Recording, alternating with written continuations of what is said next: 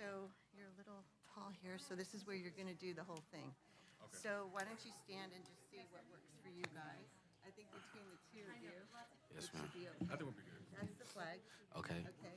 And so most people just say, put your right hand over your heart, ready, begin. Okay. You can say face the flag. Okay. That was rehearsed.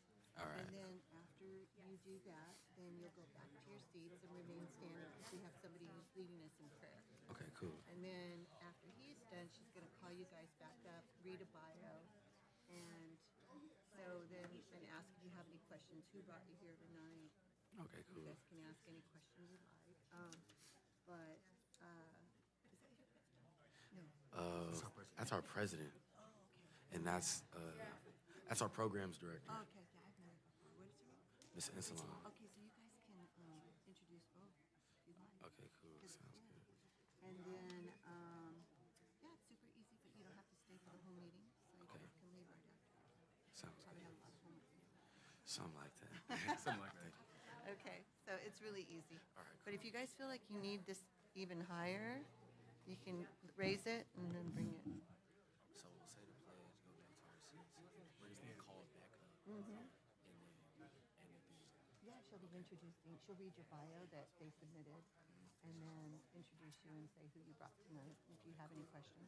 okay, we'll come back here. Yep, you'll come back up here. Thank you. Thank you so much.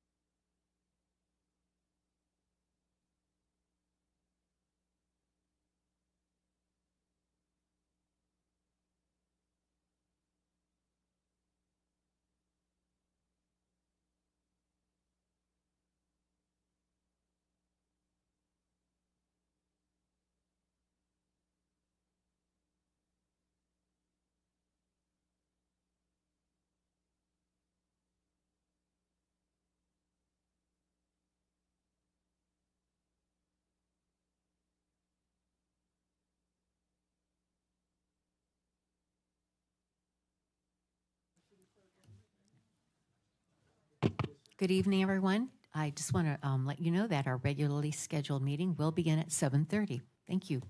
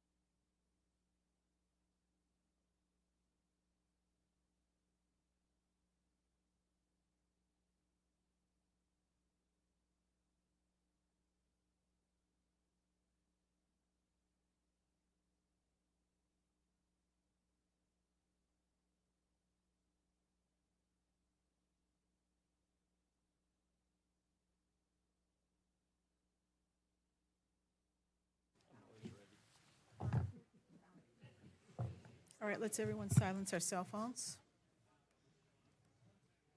or turn them off. All right, good evening, everyone. We're ready to begin tonight's Gardena City Council meeting for Tuesday, February the 11th, 2025. Madam City Clerk, will you call the roll, please? Mayor Serta, Here. Mayor Pro Tem Tanaka, Here. Councilmember Henderson, Here. Councilmember Francis, Here. Councilmember Love. Here. All members are present, Madam Mayor. Okay, thank you. So tonight, we did not have closed session, so we're going to begin with our Pledge of Allegiance, which will be led by Trey Harrison and Bam Tovio. Immediately following that, we will have our invocation by Reverend John Iwahara. So at this time, everyone, please stand.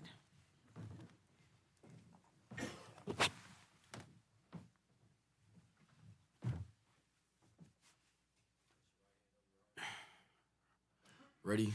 Begin. I pledge allegiance to the flag of the United States of America and to the republic for which it stands, one nation, under God, indivisible, with liberty and justice for all.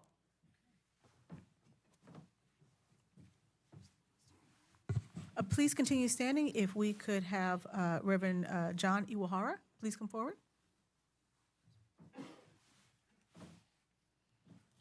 Thank you. Thank you.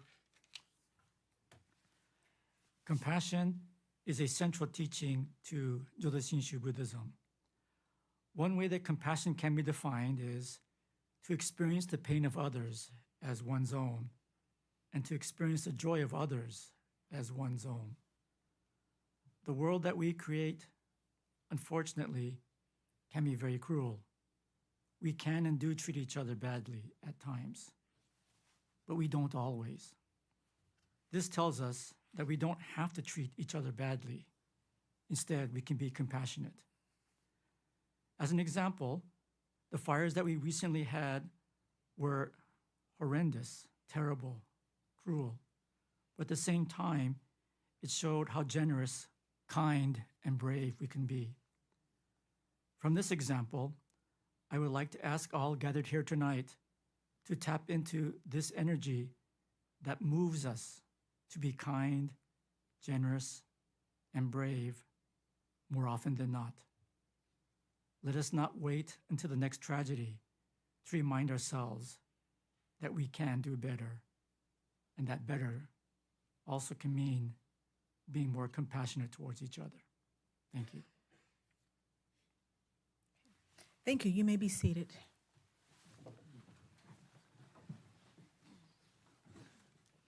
If I can have our two pledgers from Sarah High School please come back to the front.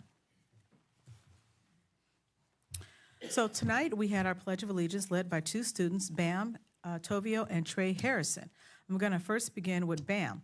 Now his official name is Jacopo Tovio. Did I say that right? Yes, you did. Okay, but we're still going to call him Bam because that's his nickname. So Bam is a dual sport athlete playing football and rugby at Sarah High School. He plans to major in mechanical engineering and has obtained a 3.5 GPA over the course of 4 years. He is the ASB Vice President, and his favorite subject is English. So, Bam, can you tell us who brought you here tonight? Or you probably drove yourself. You're a senior, right? Who are you here with tonight? Actually, my president right here. Trey, Okay. He All right. actually drove me here. So Okay. This is who I am. This is who I'm here with tonight. Okay. Would you like to say anything? No, ma'am. Okay, thank you. So he's also joined by Trey, who is a dual sport athlete playing football and track at Sarah High School and has committed to the University of California, Berkeley. He has maintained a 4.0. All right, give them both a round of applause. Yeah. He has maintained a 4.0 GPA for 6 years. He is the ASB president, and his favorite subject is math. So I'm not going to ask you who brought you because I understand you drove. So is there anything you'd like to say? Thank you guys for having us. This is a great opportunity to show some love for Sarah and things like that, and uplift the school and things like that. Thank you. Okay, thank you. And I'd like to just give a quick special recognition to the president here from Sarah High School, Dr. John Moran. Please stand, please. Thank you. Well, thank you guys for leading us in the Pledge of Allegiance. Continue being outstanding students. Keep encouraging and uplifting other students because Sarah is one of our schools. They're our rock star schools. So thank you again, Mr. President. Thank you, too, as well, for coming here and supporting your students. All right, one more big round of applause for them. Yes, ma'am. Thank you. Thank you. And see the chief, he loves class. Okay, if I could get the Reverend Iwahara to come back to the front. So tonight's invocation was led by the Reverend John Iwahara. He is the pastor at Gardena Buddhist Church, which is located at 1517 West 166th Street, and that's in Gardena. Reverend John Iwahara has been assigned to the Gardena Buddhist Church since 2014 and was promoted to head minister in 2017. He has also served temples in Fresno, Vista, and Venice, California, Seattle, Washington, and Toronto, Canada. Reverend Iwahara is a graduate of UCLA, where he received a Bachelor of Arts degree. He then went on to further his education at Wilfrid Laurier University in Canada, where he earned a Master's of Arts degree. He later attended Ryokoku University in Japan while preparing for the ministry. The Gardena Buddhist Church was founded in 1926 as a Jodo Shinshu Buddhist temple. Jodo Shinshu is a Buddhist school that was founded in Japan. Its main temple is located in Kyoto, Japan. Currently, the Gardena Buddhist Church also runs a Japanese language school, the Nakaoshi Japanese Language Immersion, and as well as a nursery school, and the Wisteria Chugaku Summer Middle School program. The Gardena Buddhist Church is also the host to the largest Obon Festival in Southern California. Reverend, would you like to say anything? Thank you very much for the honor of allowing me to open this session again. Thank you for always being so supportive of our temple and making sure that our community always feels safe and welcome and a big part of what it means to be in Gardena. So thank you all very, very much. Also like to introduce our Centennial Chairperson, Mr. Alan Kita. We will turn 100 in 2026. Wow. Yes. Okay. I'm not that old, but the temple is. Well, congratulations, and please send us an invite. We'd love to be there to support you guys. We will. Thank you. All right. Thank you very much. Give them one more big round of applause. Okay, so next we have a proclamation here tonight. We have a proclamation for Black History Month, and this reads as follows. Black History Month is observed nationwide during February each year to recognize the past achievements and current status of African Americans in our country. And it coincides with the birthday of Frederick Douglass on February the 14th and the birthdays of the U.S. President Abraham Lincoln on February 12th. The observance was officially established as Black History Month in February of 1976. The Gardena Holly Park Youth Affairs Alliance initiated the observance of Black History Month in our community as part of the Dr. Martin Luther King Jr. birthday commemorative activities, in the belief that the role of history in the life of people is to give them the kind of measurement as to where they have been and where they are now. And if they understand history correctly, then they will have some definition of what they must become. Gardena's annual activities include the Dr. Martin Luther King Jr. Commemorative Parade, which will take place on the morning of Saturday, February the 22nd, 2025, followed by the Battle of the Band celebration at Raleigh Park. These events provide the community with an opportunity to reflect on the strengths of Black heritage and family lifestyles, as well as providing African American citizens with a positive sense of racial identity. So at this time, we proclaim February 2025 to be Black History Month in the city of Gardena and encourage all citizens to highlight those who have been an inspiration within and to our community and who continue to make the world a more equal and just place for future generations. Okay, and with that, we're going to move on to item number 6A, which is the reorganization of council assignments here. And one second here. Mr. City Manager, do you want to just go ahead and start that off there?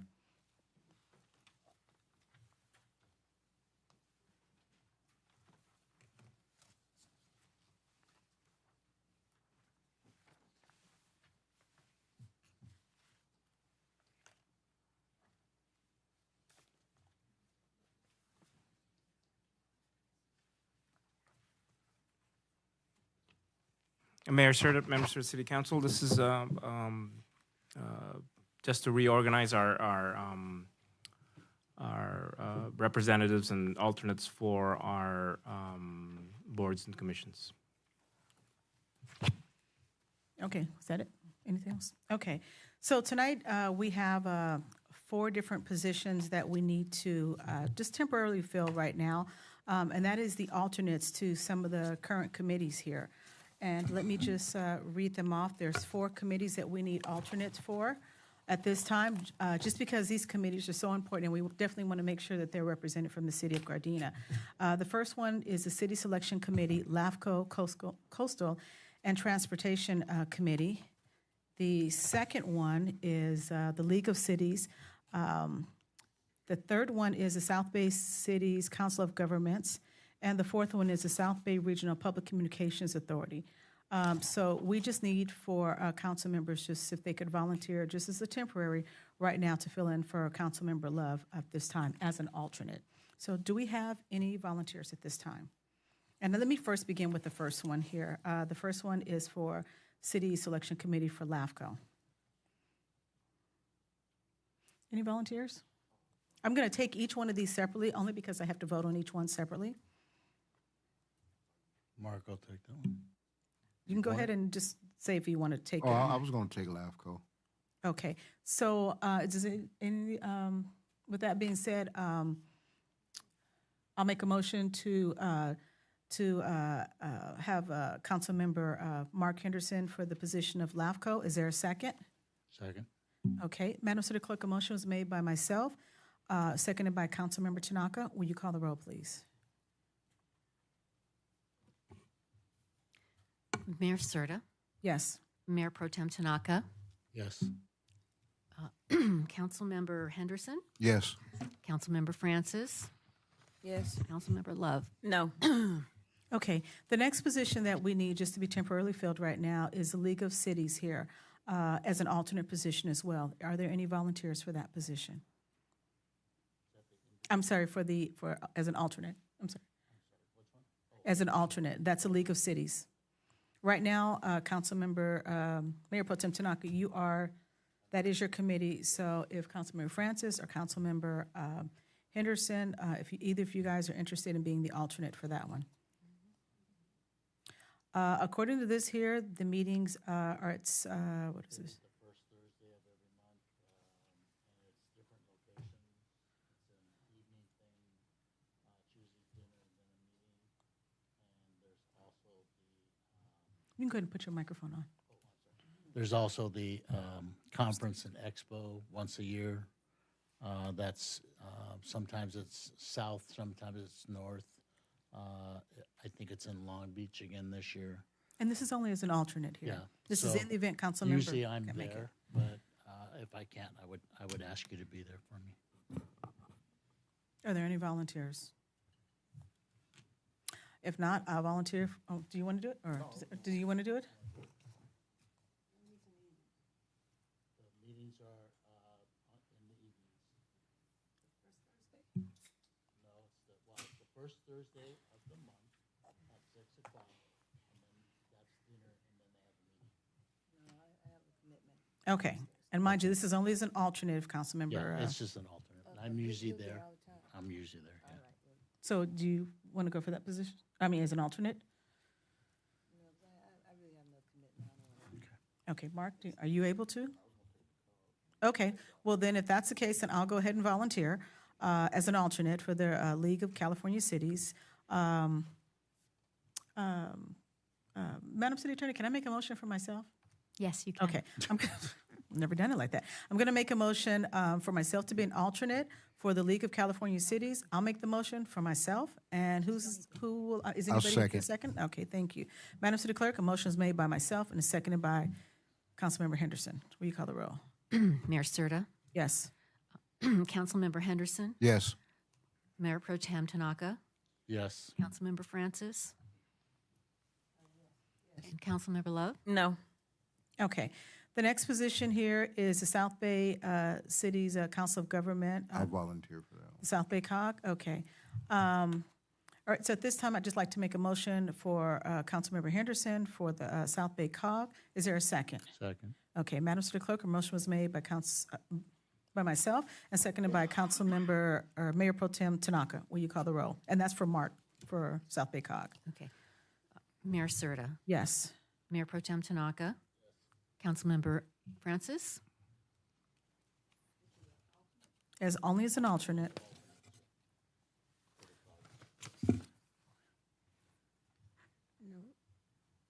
No, because, oh, okay, no, I'm good. No, Yes or no? no. No? Okay. Councilmember Henderson, Yes. Okay. You don't want my vote? of course we do. Councilmember Love. No. Okay. The last one here, as an alternate, this is the SCAG, Southern California Association of Governments here. What did I just miss? There's 4. What did I miss? What did I miss?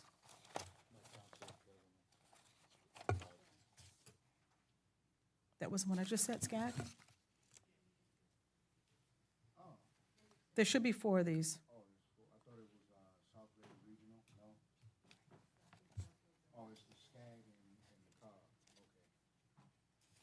Okay, so we're on the last one here, the SCAG. Okay, are there any volunteers for SCAG as an alternate here?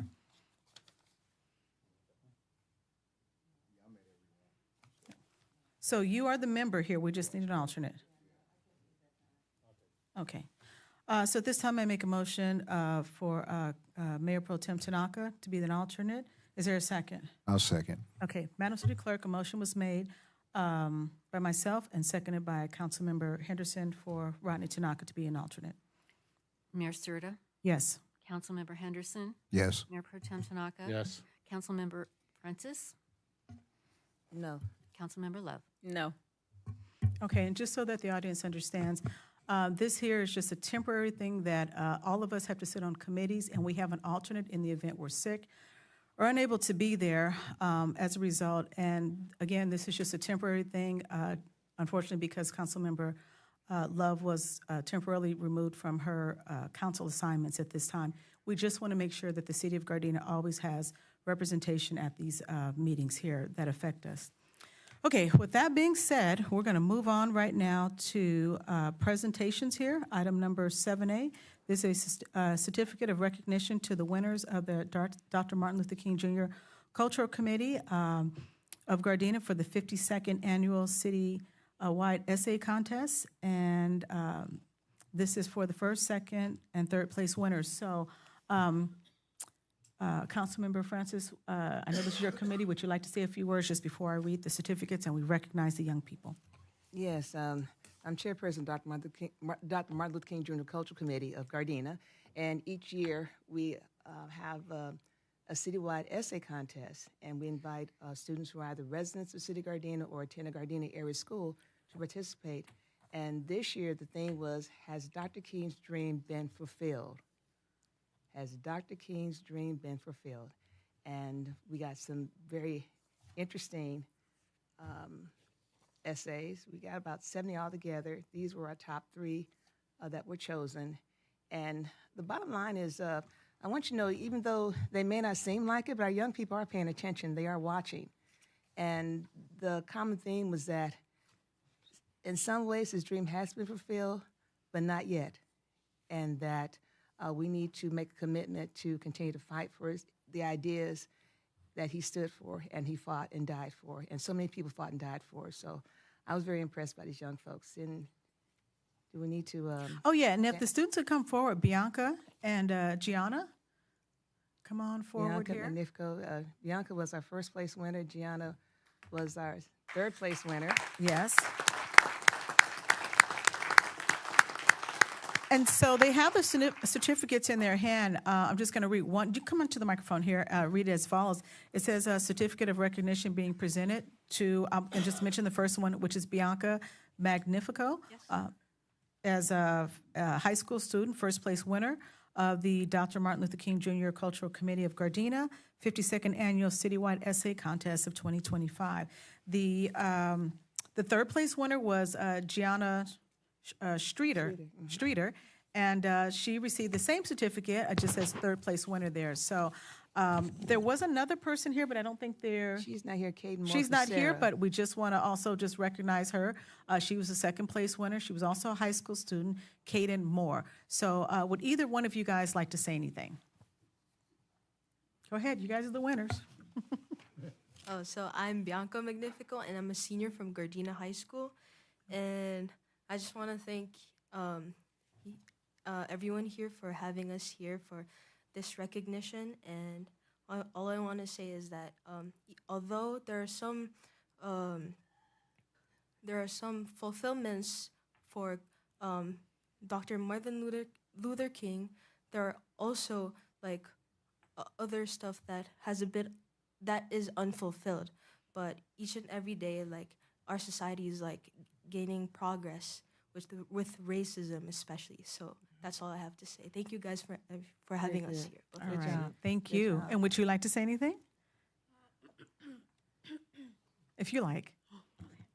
I am Gianna Streeter. I am a junior at Gardena High School. And writing this essay really, like, I don't know, it, like, feel like I accomplished something in life. Okay. And knowing that I got third place, it really brings me to tears, but I'm not going to cry. I'm not gonna cry. It's okay.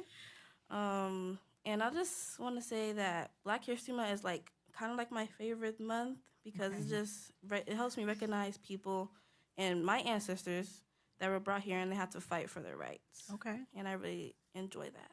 All right. Well, thank you very much, both of you guys, for participating in the essay contest here. We appreciate you guys. I'm glad you guys were able to be here tonight so that we could recognize you guys. Continue participating in essay contests. As I said before, encourage your friends because this is a great thing to participate in, and just the contributions you made in writing this here because somebody read it and it meant something to them and encouraged somebody else as well. And, So if I may, the first place winner also received a scholarship award for $400. Oh, nice. Second place winner also received an award for $300, and a third place winner received an award for $200. So, good job. All right, congratulations. Let's everyone give them a big round of applause. Thank you. Okay, thank you. So next up is item number 7.6. This is the Find and Protect campaign presentation. I believe this is being presented tonight by Lieutenant Rivera. Did I say 7? Oh, I'm sorry, 7B. Oh, I'm sorry, wrong one. This one here is Chief Safel, my mistake. Recognition members of the City of Gardena Police Explorers Post 142. Thank you. Appreciate all the help. Go ahead, Chief. Thank you. Madam Mayor, members of the City Council, Mr. City Manager, once again, your direction and investment has paid off.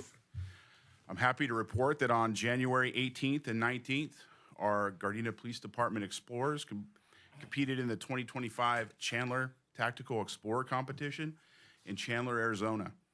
Our Explorers competed against 44 other Explorer posts with teams competing from across the country. Our Explorers placed 4 in the 11 events for this competition. They achieved first place in the pistol shoot, second place in the terrorist takeover event, third place in the incident command system, and third place in the SWAT truck pool. It's a fantastic job by this group. Please give them a round of applause.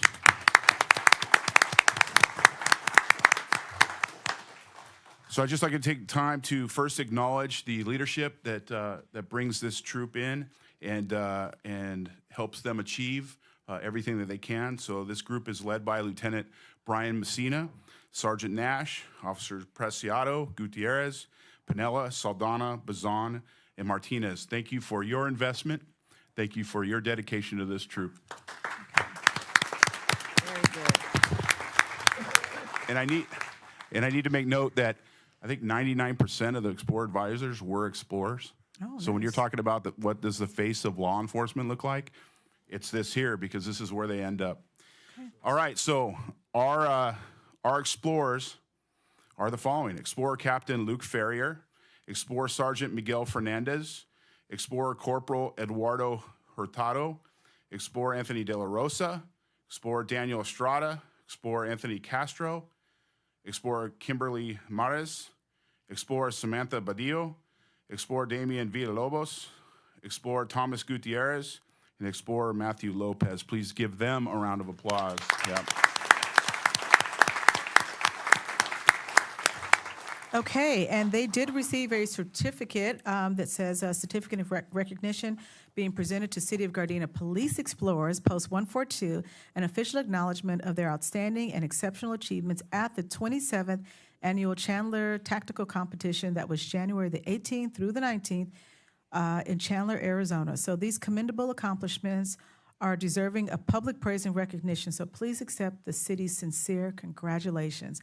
And I think you guys already have the certificate there. So once again, from all of us up here, congratulations for representing Gardena and making us proud as always. You do this every year. So thank you for that. Thank you. And lastly, I'd like to call up Sergeant Nash just for a couple of words because this is very near and dear to his heart. Thank you, Chief.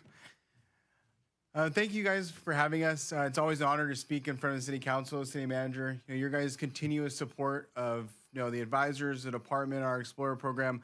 Like Chief said, I hold this very close to my heart. I was an Explorer. I've been here since I was 15 years old, so I was in their shoes. And I know how hard it is and how much hard work and dedication and loyalty that you guys put forward for this. We train every day throughout the holidays. They take time away from their families and their loved ones to be here throughout the holidays. Most kids get to enjoy their Christmas break. Well, their break actually gets more busy with us. So thank you guys for all of your hard work. We wouldn't be here without you guys. You guys really did really well out there. And to my advisors, like the Chief said, I think all of us except for maybe one, we're all explorers. So we love giving back to this program because we wouldn't be here without it. So thank you guys for all of your hard work, and thank you so much for this achievement. All right, one more big round of applause.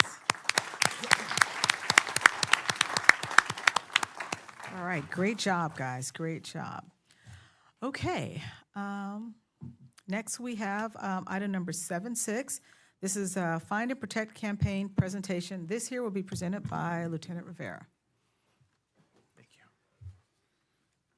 Good evening, Madam Mayor. Let's let them go.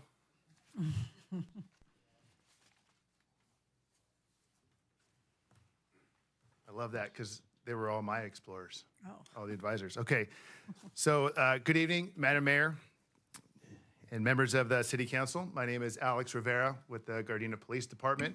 I'm a lieutenant here and a District 3 commander. Tonight, I want to talk about the Find and Protect campaign. So the Find and Protect campaign talks about, it's a proactive effort towards critical missings. Critical missings are juveniles, community members with special needs, elders with dementia, Alzheimer's, autism, and we want to introduce a proactive effort using technology to help our community with our critical missings. A little bit about our program here. This is Technology Meets Service. We've noticed a small spike in calls where a community member may be suffering from dementia or Alzheimer's or some kind of special needs, wanders out of their house and just down the street and into the community. And we get radio calls for it, and we're really good about finding them 99% of the time, but they're just in the neighborhood on a stroll, but they don't tell anybody. They just leave the house. So we were thinking, how can we help with this problem? So we wanted to introduce technology. We want to distribute Bluetooth tracking devices to our Gardena caretakers. Our goal here is to reduce critical missings in the community.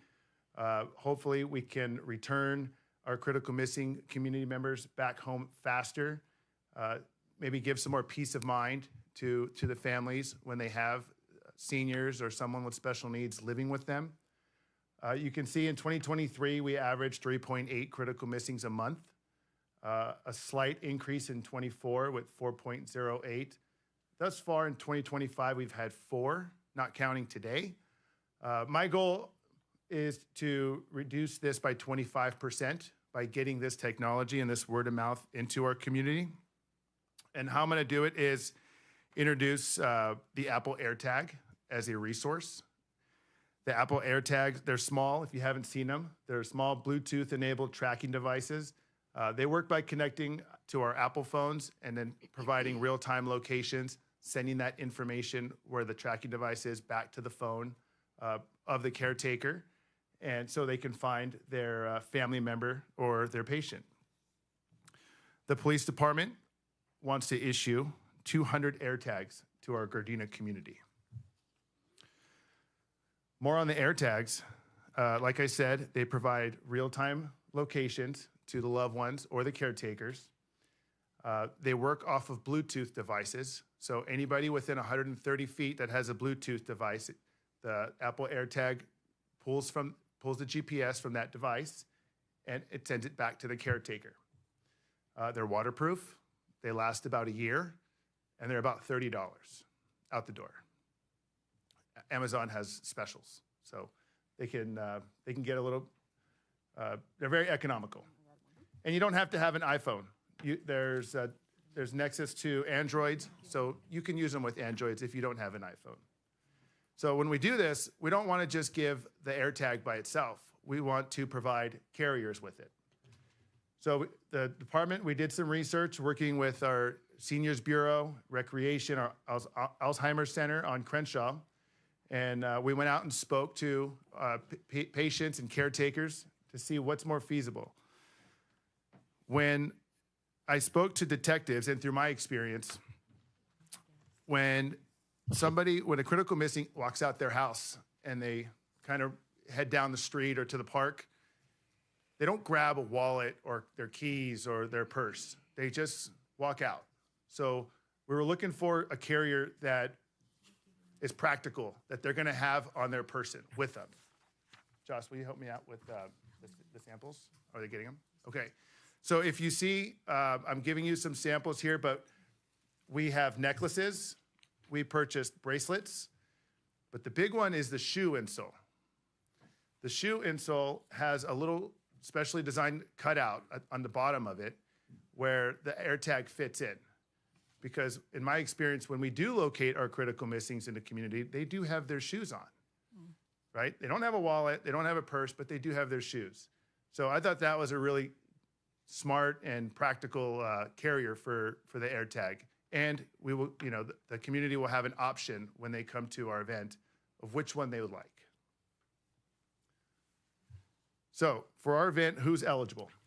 Gardena residents, 60 years or older with a diagnosis of special needs, with special needs, dementia, Alzheimer's, or autism. Now, a couple things. The police department, the city is not going to track the location of our community members. This is an event where we give it, so we want it to be in the hands of the caregivers or family members. This is not a program where the community or the police department or the city is going to have tracking devices on our community. That's not what this is. This is just an introduction of technology for families or facilities that could benefit from this technology. So, when are we going to do this? We've made 2 dates, one in the beginning of the week, one in the end of the week, one in the morning, one in the afternoon. The first one is Tuesday, February 18th, 2025, 8 a.m. to 12 p.m. in the morning. And the second one is Friday, February 21st, from 12 p.m. to 4 p.m. I'm going to set up a canopy in front of the police station with some of my district officers, and we're just going to be open to the community. They can just come on up and get them.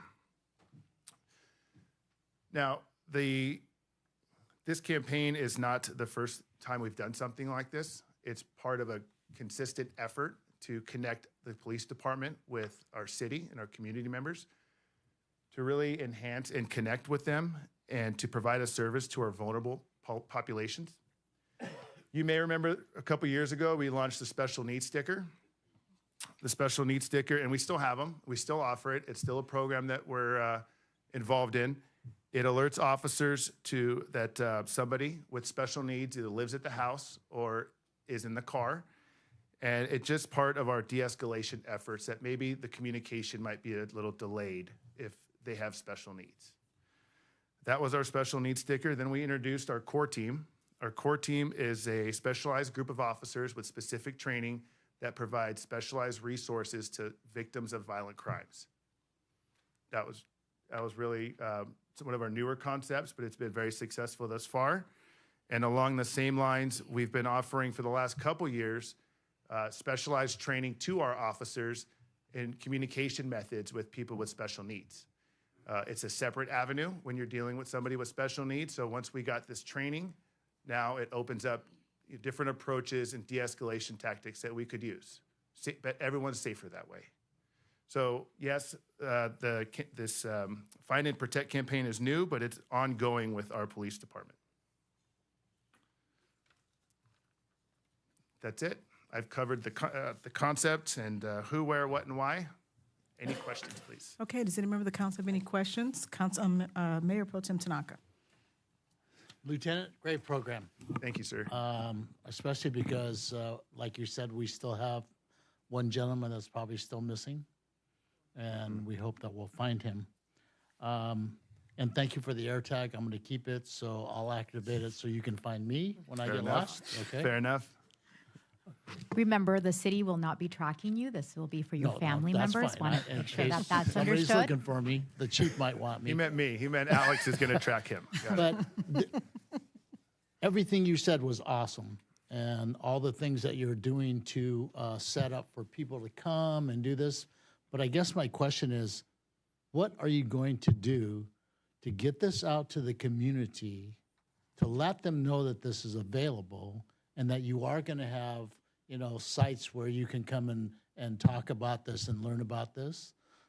Because everything seems like it's in place, except for how do I get this to the community to let them know? Okay, so I can think of 3 ways right out of the chute here. One, social media. The police department social media has 20,000 followers, and on some days we hit over 100,000 people. But it's not just about us. We partner with recreation and different components of the city to trade information so we could all work together to get this information out to the city. Number 2, I have printed flyers that I'll hand out at district meetings. I have some at the beginning or in the entrance to the council chambers and more in the PD lobby. And we also work really closely with Director Stephanie Santine at Recreation and Human Services and their Seniors Bureau. So I've already been speaking with her about connecting with our own Gardena Seniors Bureau. And also, we have a public information officer now, so they'll be able to help us get this Great out idea. That's through true. any avenues that we haven't already been doing. Because all the programs that we do, everybody wants to do them. Yes. So again, I want us to be on the forefront where all the other cities go, how does Gardena do this? And we want to know more about it. So I want you to put us on the map. You got it. Okay, Councilmember Francis? Yes, great program. But if we wanted to put you in contact with another group, the second time around they meet once a week, and there are about 150 seniors there every week, and then Sunday stay. So how could their president arrange to meet with you to have you do a presentation? Have you been out there to talk with them yet, or can you? I have not, but I am very easy to find. But I know Lieutenant Chris Cuff has communication with that group, so I can do that by tomorrow. And to our home association as well, our president, Gardena Hall of our home association, sitting right back there in the audience. I'm sure I saw her. that'll be an excellent presentation at one of our homeowners meeting next month. Sounds First good to me. Thursday. Yeah. 7 o'clock. Raleigh Park. I'm sure this is going to be probably put out to all the neighborhood watch groups It just will. to kind of help It us will. get it out there. Want to be sure. Thank you. Nothing like the presence. Thank you so much. Are there any other questions? I have a question, Okay, Officer Councilmember Rivera. Love. This date, the date that you guys are doing this on February 18th, Yes. is that the same date as the MLK parade? No? No, that's a Saturday. Okay, all right. Have you guys, are you guys planning on promoting this program at that parade? I just think that would be a great event. I'd have to double check. I think the MLK parade is on the 22nd. So I might be late. That might be a little late. But we're pretty good about getting our stuff out there. So, Well, the president of the MLK is right there too. Okay. Thanks. We'll work it out. Any other questions or comments? All right, if not, thank you again. Thank you. Another great idea campaign as we continue to put Gardena on the map and protect and keep all of our citizens safe. So thank you again. Thank you. Okay, thank you. Okay. So, let me do some quick housekeeping as we get our Gardena events video presentation ready here. So tonight, if you'd like to participate in this meeting, you can participate via the following options. The first way you can do that is you can view our meeting live on Spectrum Channel 22 or online at youtube.com/City of Gardena. The second way you can participate is prior to the meeting, you can always email our Deputy City Clerk at publiccomments@cityofgardena.org by 5 p.m. on the day of the meeting and write public comments in the subject line. And the third way is you can attend our meeting in person. If you have a public comment, the City Council will hear from the public on any item on the agenda or any item of interest that is not on the agenda at the following times. If it's an agenda item, at the time the City Council considers the item, or during oral communications. If it's a non-agenda item, we'll hear it during oral communications. If it's a public hearing, we'll hear it at the time the public hearing is listed on the agenda. If you wish to address the City Council, please complete a speaker request form. It looks like this, and present it to the City Clerk or the Sergeant at Arms. Can you raise your hand? Thank you. And you will be called to the podium by name when it's your turn to address the City Council. The City Council cannot legally take any action on any item that is not scheduled on the agenda, so such items may be referred for administrative action or scheduled on a future agenda. Members of the public wishing to address the City Council will be given 3 minutes to speak. We also have standards of behavior that promote civility at all of our public meetings. We treat everyone courteously. We listen to others respectfully. We exercise self-control. We give open-minded considerations to all viewpoints. We focus on issues and we avoid personalizing debate. And we embrace respectful disagreement and dissent as a democratic right and inherent components of an inclusive public process, as well as tools for foregoing sound decision. So at this time, I'd just like to thank you in advance for your cooperation as well as your attendance. All right, Deputy Clerk, are we ready? All right, this is our events video.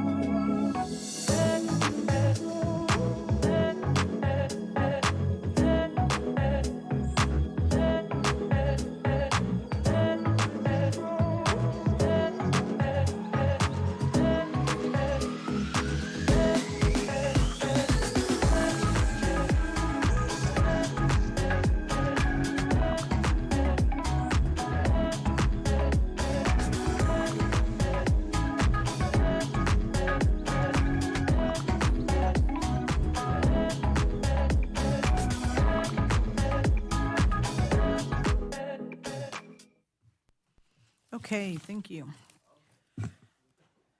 Okay, next we have our consent calendar. Madam City Clerk, do we have anybody from the public wishing to speak on any item on the consent calendar? I'm sorry? I just wanted to say we received an email communication. Okay. Okay, on 8B, On item number 8B. and it was distributed and made part of the record. Okay. All right, thank you. With that being said, on the consent calendar, do we have any member of the council wishing to discuss any items separately here? Yes. Okay, which item? The minutes. Item FB? 8B. Okay. Does any member of the council wish to discuss any other items?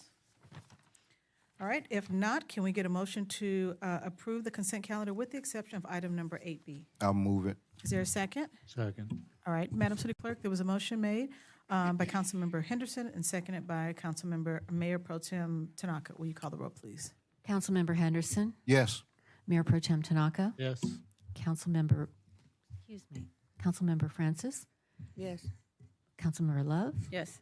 and Mayor Serta. Yes. Okay, item number 8B. Yes, I am pulling the minutes from the last council meeting because the misrepresentation of the minutes referring to the statements that was made by Ricky Riker and Jonathan Kuros. And the minutes read that the speakers came regarding Councilwoman Love's alleged behavior. Those two speakers spoke about personal matters that had absolutely nothing to do with city business. The two individuals are tenants of my property and have exploited the unfortunate passing of the previous property owner and are more than $200,000 behind in rent. And it just puzzles me to the fact of why they would choose a city public business meeting to come and air that information out, and then that behavior be co-signed by our mayor. So for it to read in the minutes that they came and spoke about Councilwoman's Love behavior is inaccurate, and I would like those minutes pulled and corrected.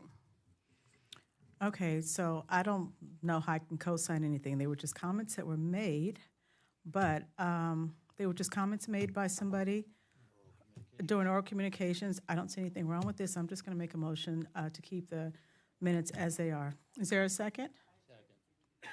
Okay, I'm sorry. I expected you to You're out of do order that. talking right now. That's fine. Is there a second? Okay. Madam City Clerk, a motion is made by myself and seconded by Mayor Pro Tem Tanaka. Will you call the roll, please? Mayor Serta, Yes. Mayor Pro Tem Tanaka, Yes. Councilmember Henderson, Yes. Councilmember Francis, No. and Councilmember Love. No. Okay, thank you. Okay, next up, Planning and Environmental Quality Commission action sheet. The February 4th meeting was regarding 1818 West Redondo Beach Boulevard, which is the Tire House Progress Report. At this time, the Planning Commission motioned to grant the appeal made by the appellant by a 5-0 vote.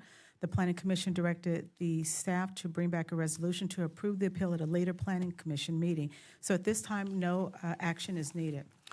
On item number 10B, this was the February 4th, 2025 meeting, and this was in regards to the environmental assessment 9-21, specific plan 1-23, site plan review 5-21, and development agreement. The Planning Commission reviewed a request for a recommendation to the City Council for the entitlements needed to establish at 1450 Artesia specific plan. This here is environmental asset consideration and approval of these items and certificate of an environmental impact report, adoption of a mitigation monitoring and reporting plan, findings relating to alternatives and mitigating measures, and a statement of overriding considerations. The project location is 1440, 1450, 1462, 1472 Artesia Boulevard. The project applicant is 1450 Artesia Acquisition Company, LLC, represented by Brian Sorensen. The commission action, the Planning Commission adopted the following resolutions by a 5-0 vote. Resolution number PC 2-25, recommending the City Council certify the FEIR and adopt a mitigating monitoring and reporting program. Findings related to alternatives and mitigating measures, and a statement of overriding considerations for the purpose of the project. And resolution number PC 3-25, recommending the City Council approve the 1450 Artesia specific plan, specific plan SP 1-23, site plan review 5-21 and Development Agreement 1-21. So at this time, there's no action necessary by the City Council because, excuse me, because these items will be brought before us on the City Council meeting on February the 25th, 2025. With that being said, we're moving on to oral communications. Madam City Clerk, did we receive any oral communications between now and the last meeting? No, we did not. Okay, so at this time, we have several oral communication speakers. I want to remind everybody, you do have 3 minutes to speak. When the yellow light comes on, that will let you know that your 2 minutes are up. And when the red light comes on, that means your time is up. We ask that you stop at that time. Our first speaker is Michael Brown, and I'm just going to read them 2 at a time. And then the next one will be Travis Hernandez, I believe. Thank you, City Council. My name is Michael Brown. I'm the owner of Legends Cigar Lounge here in Gardena. Really quick, in the last 3 months since I was approved for my beer and wine license, my landlord has gone up 3 times, from $2,500 to $3,500 to $5,000 in 3 months. So I'm moving the business, and I'm hoping to amend the ordinance, allowing me to transfer my tobacco license and open my business back up. I'm in the process of negotiating a new lease, 2 5-year terms, just 2 buildings over. And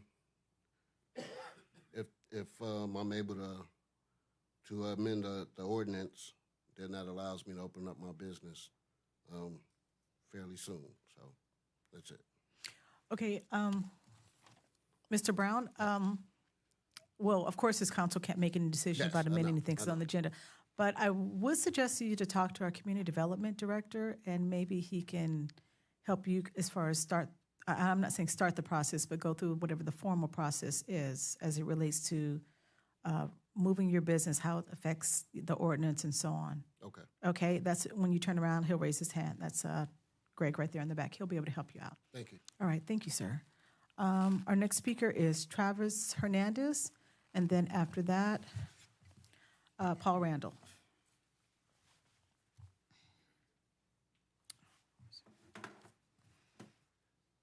Good evening, Honorable Mayor and members of the City Council. My name is Travis Hernandez. I'm the manager over at Massa Sautal Library, and I'm here to share the library update. Tonight I'm just sharing for Satao. On Thursday, February 13th from 4 to 5 p.m., join us for Blotted Hearts. It's the season of love. Learn about symmetry and celebrate it by decorating hearts using paint blotting techniques for children ages 5 to 12 with a parent or caregiver. On Wednesday, February 19th from 4 to 5:30 p.m., learn how to play the ukulele. Come to our monthly workshop and learn and practice how to play with the ukulele. Instruments provided, no prior experience necessary, and this is for teens ages 13 to 17. Lastly, come join us for Talking Drums on Thursday, February 20th from 4 to 5 p.m. Celebrate Black History Month with us. Sing, laugh, spread your wings with the interactive storyteller of Emmy Award-winning actress and professional storyteller, Ina Buckner Barrett, the Sunshine Storyteller. Travel across the African continent with Ina's participatory folk tales and songs without leaving your seat for children ages 5 to 12 with parent or caregiver. Thank you very much. Okay, thank you. Next up is Paul Randall, and then after that, Thomas Lee.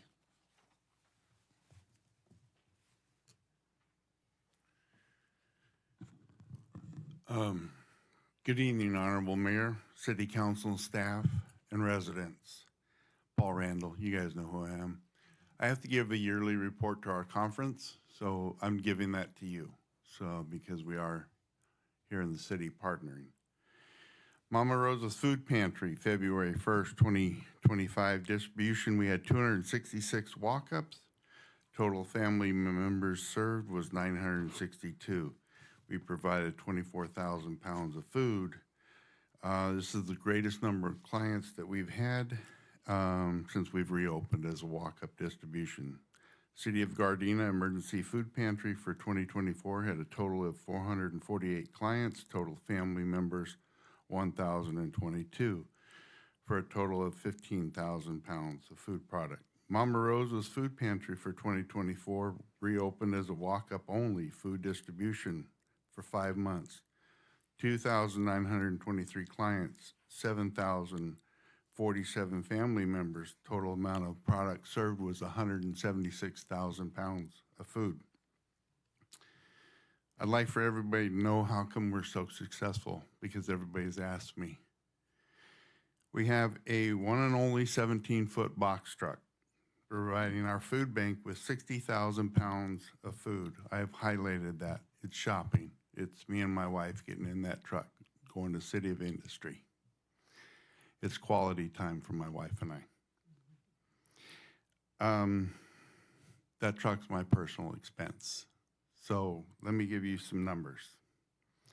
$3,204 in gasoline, $4,908 in truck repairs, $2,483 in truck parts, truck insurance, $3,526.76, totaling $14,000. I know that this council stated no one in the city of Gardena goes hungry. I'm willing at my expense to make sure that there's no food insecurity, and thank you for that opportunity. I can't thank you guys enough for allowing us to reopen and serve this community. Thank you again. Okay, thank you. Okay, next we have Thomas Lee, and then after that we have Carrie Scott.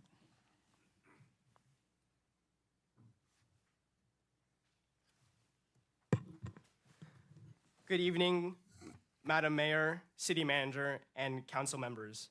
My name is Thomas Lee, and I'm here to introduce myself and Dink House LA. Dink House LA is a privately owned business that provides 7 full-sized indoor pickleball courts available for rent. Each court is about 1/4 the size of a tennis court and is equipped with portable nets, clear boundaries, and a seating area for spectators. Pickleball is a year-round sport that can be played both indoors and outdoors. It combines elements of tennis, badminton, and ping pong, played with a paddle and a plastic ball similar to a wiffle ball. The sport is rapidly growing in popularity across all age groups, particularly among those 45 and older, due to its accessibility and low-impact nature. Recently, the City of Gardena required us to update our business license from wholesale to recreation activity, and at the same time, asked us to close while this change takes place. Within the first 48 hours of our closure, we received over 200 signed petitions and 140 testimonials from community members asking the city to allow us to remain open. Closing our doors has had an immediate impact on the community. It prevents residents from accessing a safe indoor recreational space, particularly important during extreme weather conditions such as heavy rain or poor air quality. It also results in a financial loss for the city, as many of our patrons support local businesses, frequently purchasing food from nearby restaurants either before or after playing. Forcing players to seek alternative locations outside of Gardena takes revenue away from local establishments. As we work through the process of submitting our conditional use permit application, we ask for guidance on what we can do to reopen our facility in the meantime. We understand that a full conditional use permit may take 3 to 4 months to process, but we are also told that a temporary use permit is not an option, despite the fact that the municipal code allows for it. We would appreciate any direction on how we can lawfully operate during this waiting period. Our long-term goal is to continue contributing to the Gardena community by hosting fundraising events, offering pickleball lessons for people of all ages, and partnering with local schools for after-school programs. Dink House LA has fostered a positive and welcoming environment that promotes health and well-being for all. It has also proven to be beneficial for local businesses, as many of our players choose to support nearby restaurants, creating a mutually beneficial relationship between our facility and the surrounding community. Again, we ask that you support keeping customers in Gardena rather than pushing them to other cities. We appreciate your time and consideration and look forward to working with the city to support Gardena residents and businesses. Thank you for your time. Okay, thank you. Sir, I would suggest, I apologize, Thomas Lee, speaking with our Community Development Director, he can tell you the proper format for trying to get the necessary, the CUP that you need to get and, All right. the formal process that it needs to go. When you turn around, he'll raise his hand up and you can speak with him. Okay, thank you very much. Thank you. Next, we have Carrie Scott, and then after that, we have Greg Kelbon. I think it's Kelbon.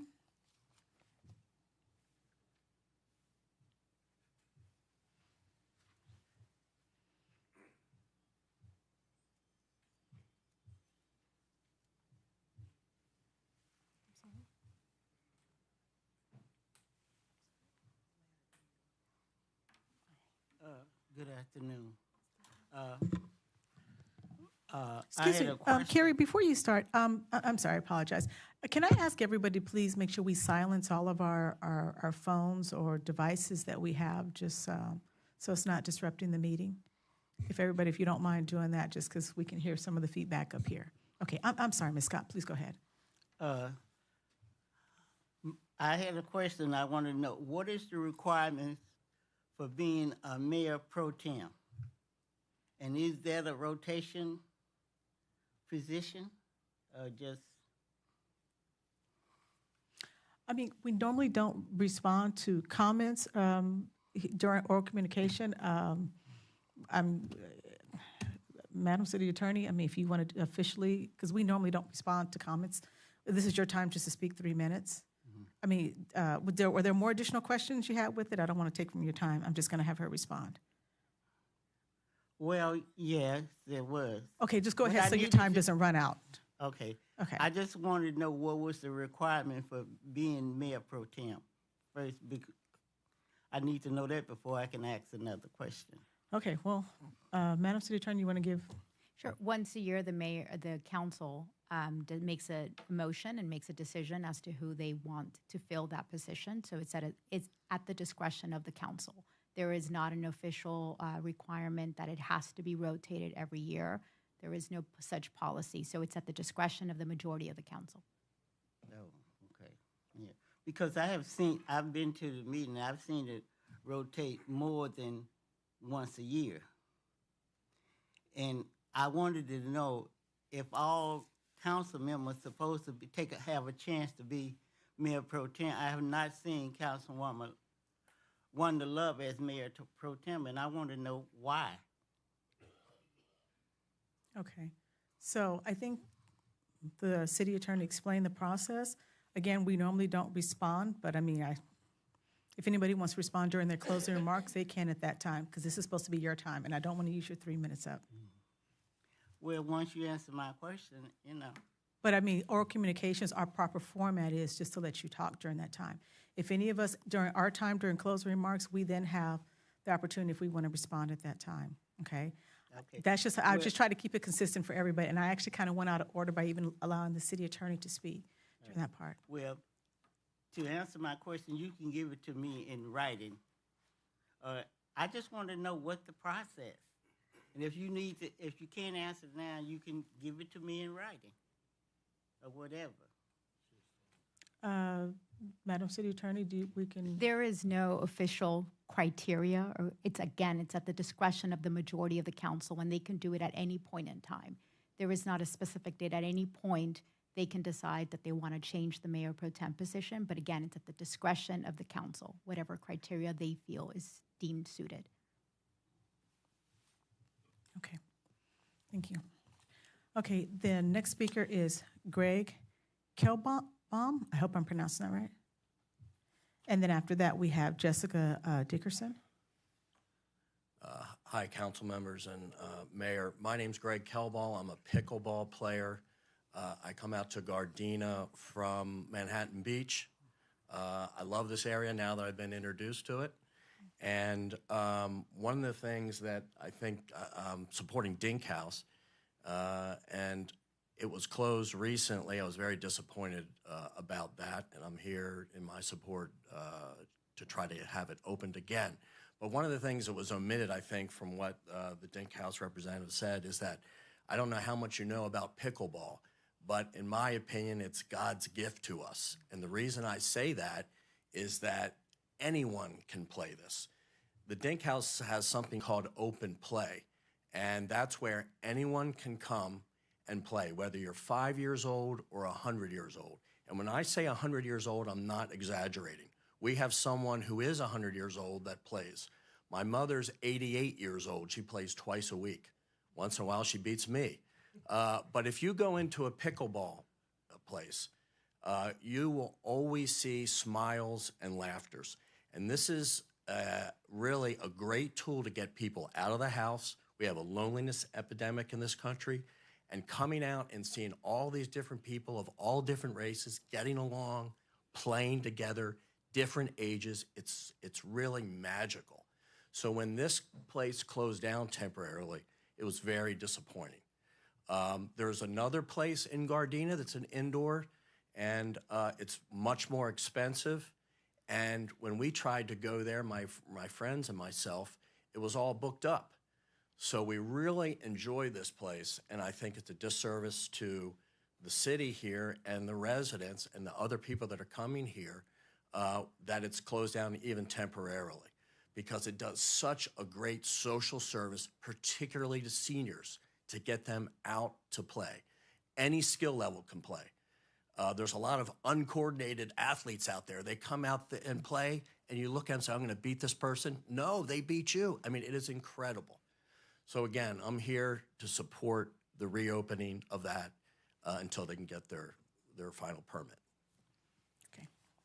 Okay, thank you. Next speaker is Jessica. I'm sorry, we don't have clap. I'm sorry, can't do that here. Jessica Dickerson, and then next we have Herm Walter. I think that's right. Go ahead. Hi, I'm Jessica Dickerson. I was born and raised in Gardena. I love this city. My family has businesses in Gardena who I worked for over the years, and in those years I have come in contact with Ms. Wanda Love, and I've been able to watch the council meetings on the YouTube channels. And so I just wanted to come and speak my experience with Ms. Wanda Love. She's been very resourceful. I know she's been on the board of Chamber of Commerce for small businesses for so many years. And in that time, like I said, she's very resourceful. She's helped me and my family. We've attended a lot of her community events, whether it be toy drives, food drives. And I just, like I said, I watched and I heard, and I just wanted to come up here and stand and say, I don't know that person. I've always known a person to be very helpful, very resourceful, especially when it comes to us asking her for different businesses. We've come in contact with other business owners in the city of Gardena who we met through Ms. Love, who literally does great things for this community. And again, like my child goes to school in Gardena, my nieces and nephews, and in all these years, I've known her, Ms. Wanda Love, speaking on your behalf, my experience with you. You're an amazing person, and I just want to say thank you for all you do for all of us who know you in the city of Gardena. Continue to do what you do for us. We truly appreciate you. We honor you. And I can go on, use the rest of my 3 minutes just babbling about Ms. Wanda Love, but like I said, I watched it, I seen it, I don't understand it, but I just wanted to come and just be a support and share my experience with her and my family's experience. I have a brother who was gonna come tonight, but he got caught up in a meeting, but maybe he'll speak his piece a different time. But again, that's all I want to say. And thank you guys for the time. And thank you again, Ms. Wanda, for everything that you've done for a lot of us here in the city of Gardena. Okay, thank you. All right, next we have, I don't know if I'm pronouncing his name right, Hem Walter? Heidi, I'm sorry. The pen looks like it's running out of ink here. Sorry. No, it's okay. It's my spelling. I apologize, or my handwriting. Mayor and City Council, thank you. I won't be as eloquent as some of the other ones. I'm another avid pickleball player, usually the last person, picked to speak, so forgive me if I need, some notes. But pickleball in Dink House has really been recently instrumental with just recent, personal struggles. Kids go to college, it's hard to get out of the house. I never really thought social isolation was a thing until my daughter, went off to college. So, the closure, I understand permits and there's rules, but to be able to get a temporary permit so we could be, back playing would be incredibly helpful. And just, there's so many of us in the same situation that you just never think you'll be in. One day everything's great, and the next day you're just looking for something to do. There's an entire community, that was discussed a little bit. People and friends I would have never met if it wasn't for pickleball. People of all ages, high school kids, people in 70s and 80s from all different parts of the community all come together to play, and we meet and we play. And again, it's incredibly inclusive. Everyone's welcome. Everyone plays. Everyone's invited. And we all have fun regardless of your ability. There's always an investment and there's always, financial impacts, but fundraising, there's leagues, there's tournaments, there's, we go to other local businesses. We were supposed to play pickleball tonight, but there was nothing really to do. So we went and had dinner, and here we are. Here I am. Didn't expect to be doing this tonight, but incredibly supportive and appreciate you listening. I know we all have individual stories, but I appreciate you listening to mine. So thank you. Okay, thank you.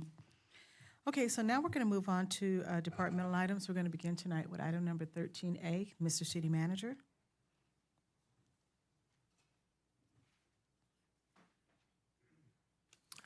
Mayor Serta, members of the City Council.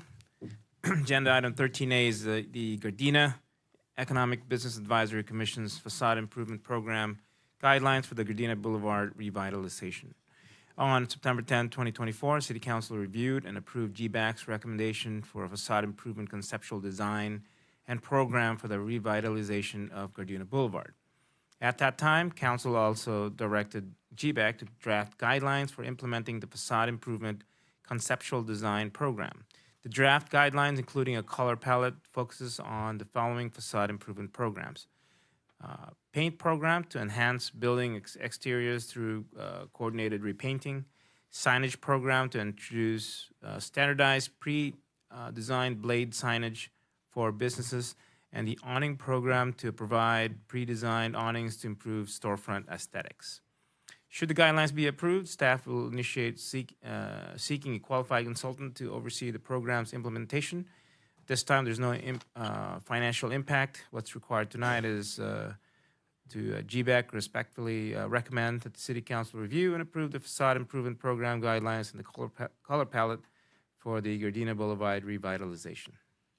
Okay, thank you. I believe Mr. Rogers here will be saying a few more words here.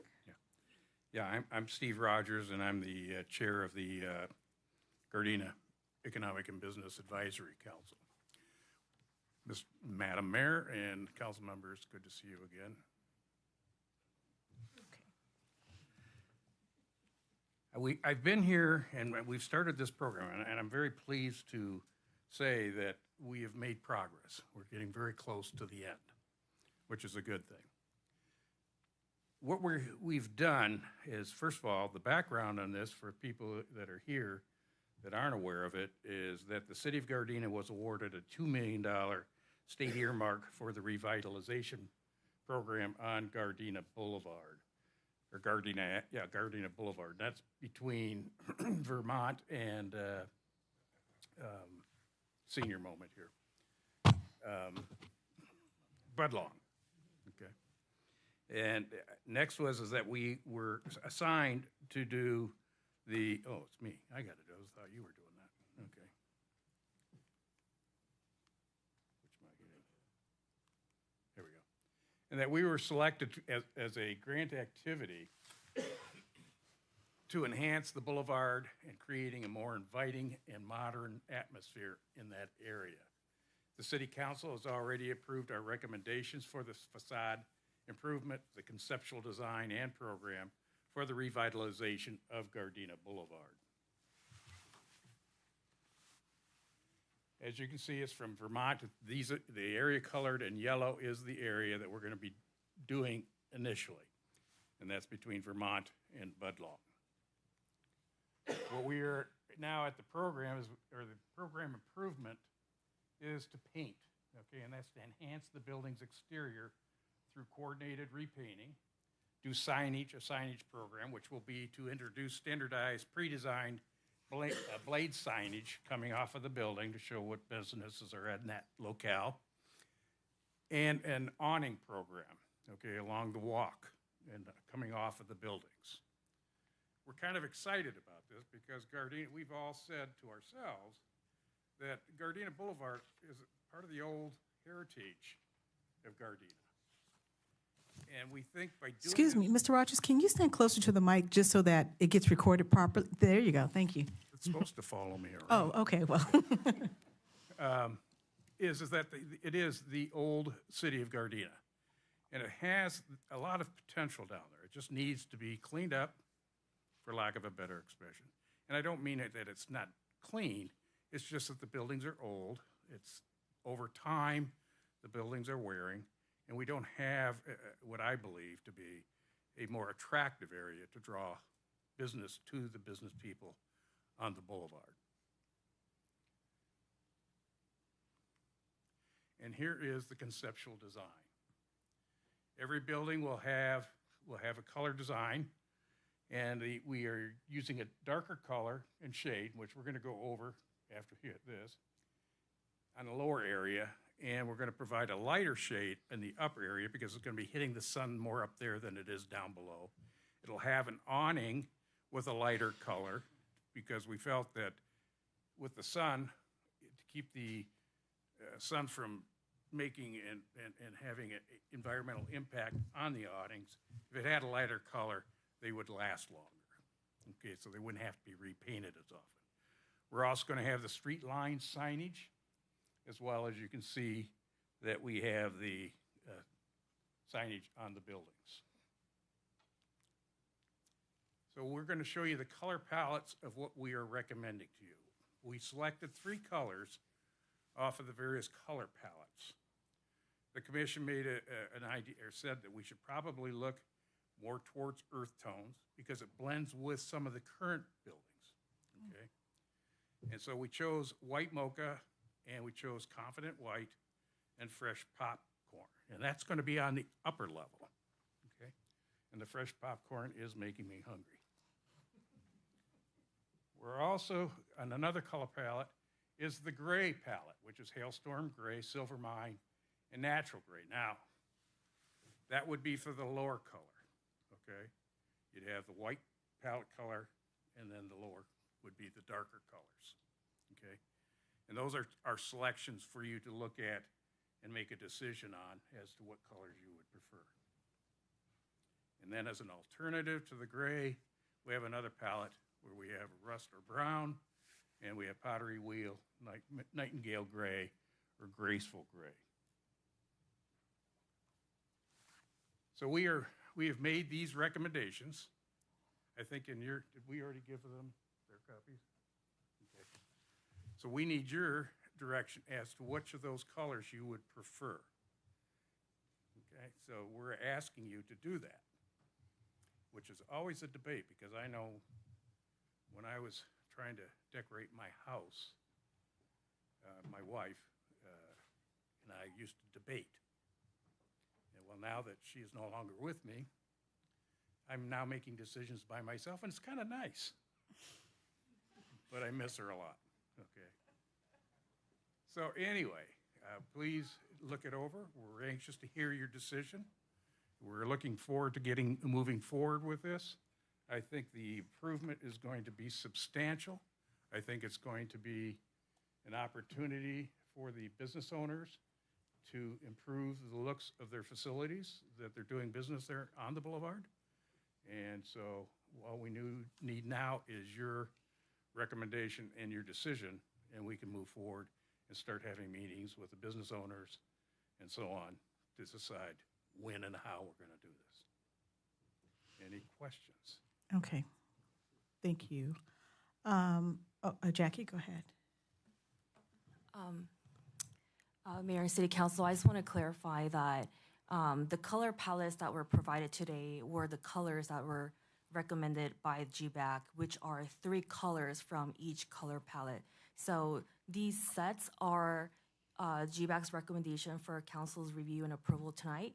If there's any colors that are not recommended by the City Council, we may be removed from the color palette, but these are basically the total of 9 colors that GBAC is recommending tonight. Okay, I have a quick question. So, of the 3 color palettes, should we just be picking one out of each one? Is that what the hopes are?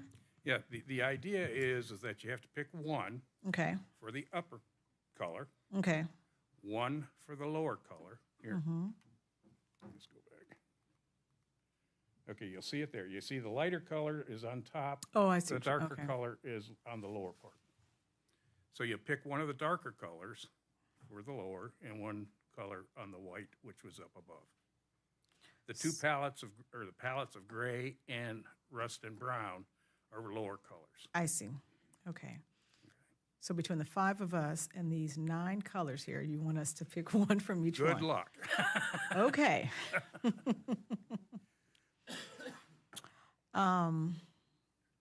Okay. Anything else you guys? No, just anything we can answer for you. Okay. Are there any questions or comments? Let's start with that first. Councilmember Francis, and we'll go down this way. I have a question. Sure. Have you had this conversation with the business owners? What do they say? We have not. You have not. No, we're not. We're waiting for the decision to happen. Once the decision has happened, then we're going to contact the owners of the facilities. So the we're buildings. we're going to make a You decision. will make your decision, and they'll about make the their color. decision based on what we have. And basically, the decision will be, this is what we're going to do.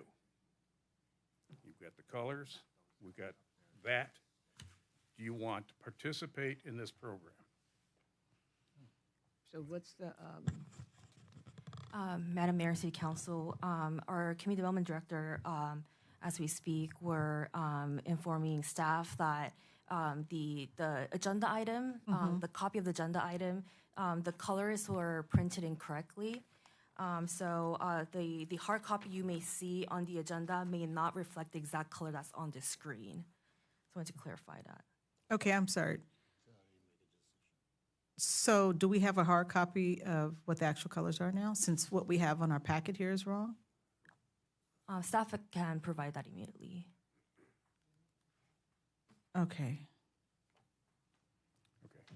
No, in furtherance of your answer, yes, we will be contacting them once all the plans are made, and then we'll be asking the business owners who own the buildings as to whether they want to participate in this program. We're feeling they'll have the incentive to do it because at no cost to them. They'll be able to have their buildings cleaned, painted, all of these things done at no cost to them. Okay. Now, an owner may choose not to. We can't control that.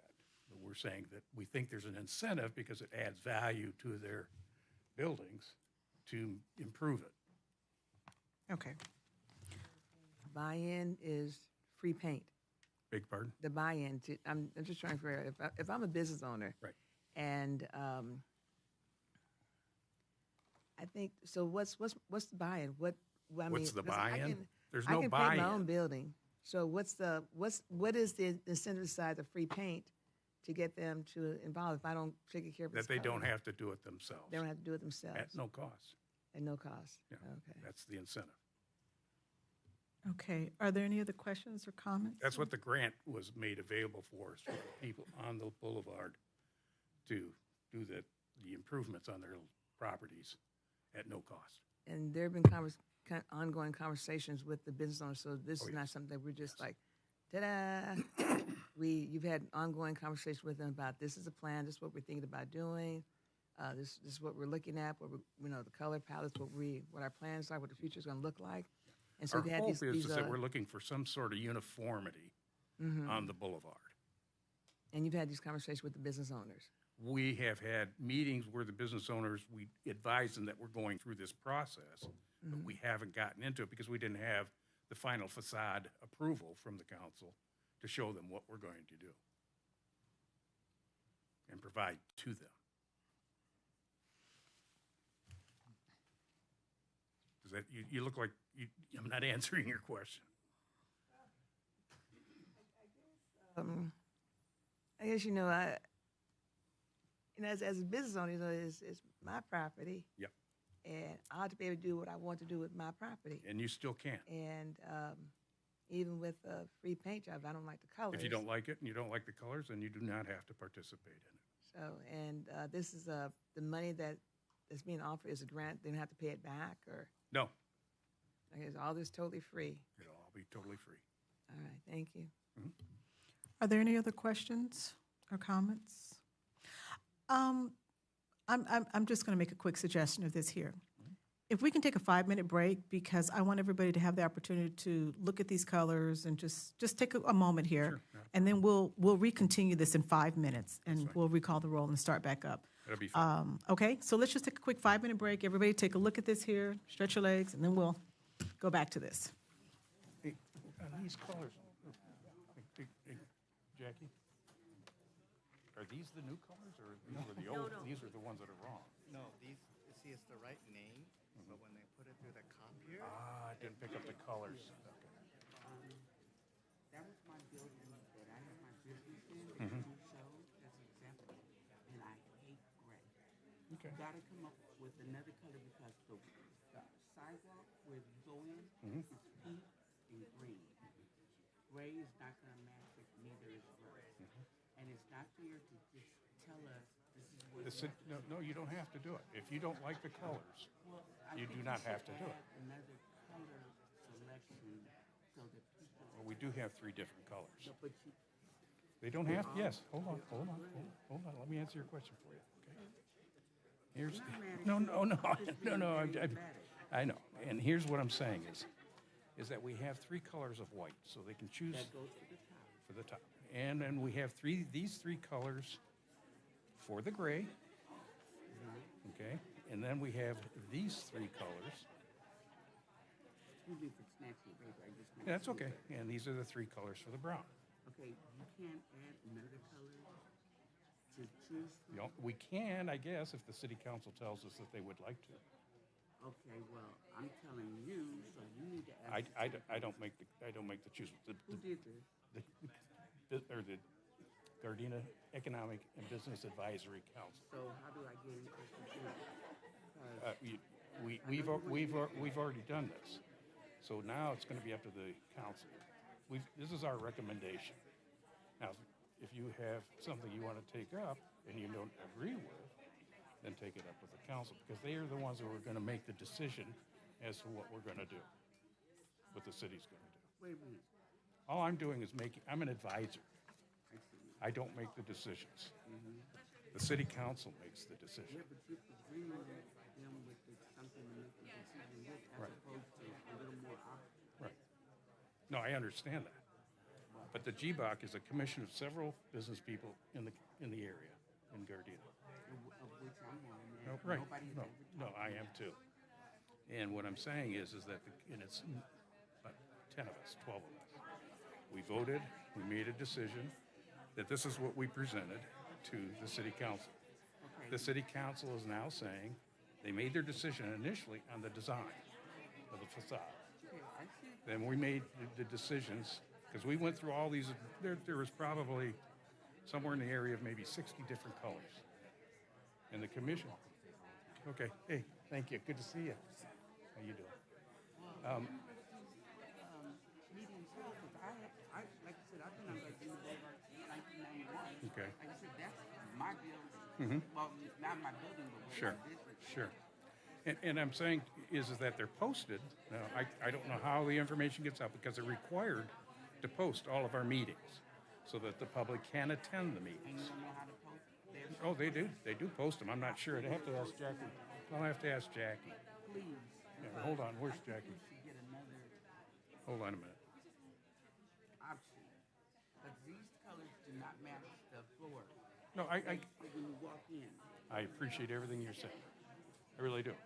And that's why what the city is saying if once they approve this, they go to the business owner, as an example, they'll come to you and you'll voice this concern if you don't like these colors at that time, or you can do it in advance. But if you don't That's like, what I'd like to right. do in advance, because you're saying, don't participate in it. Yeah. It's not like, here, eat this, and you're not getting it. When you're not No, talking no, no, to no, no, kids- no, no, no, we're not. We're not saying that. We're saying if you like the color that you have now, you can stay with it. You can keep the colors you have now. No, we don't. I would like the building painted. I was Okay. just thinking about that the day before Okay, yesterday. okay. But the lack of choices is what I'm talking about. Okay. I can't help you on that. Huh? I can't help you on that. Oh, you advisor, you can't go back to the. No, community? because I'm only the chairman of the council. There are 10 other members Right. that voted for this. And they can't, now that I've said to you, No. you can't go back over to the other 2 members? 16, whatever members? No, I can't. Why is that? Because we had a time limit that we have to work within. But you can take it up to the council. Because they're the ones that are going to be making the decision, not me. Okay, let's say the top color is cool. Mhm. I like that. Mhm. But the bottom colors are not cool. Can we get the whole thing painted without having the bottom color? No. Not, we won't pay for it. The city won't pay for it. Okay, I'm just thinking. No, I know. I'm It's fine. not- And I appreciate what you're saying. I do not like, it's already a gray building across the street. Gray buildings all up and down where I live. Gray is horribly depressing. Mhm. And my feeling is this, is that you're probably not going to be the only one when the other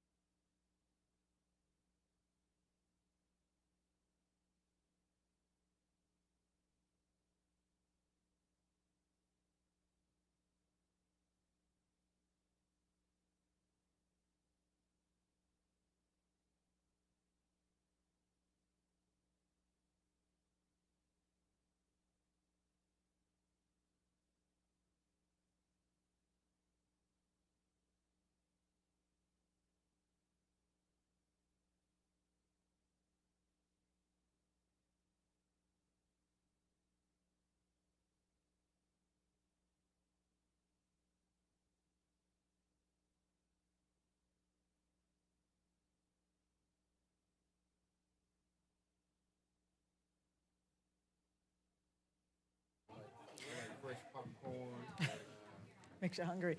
All right, everyone, our 5 minutes are up. We need to get ready to restart our meeting here.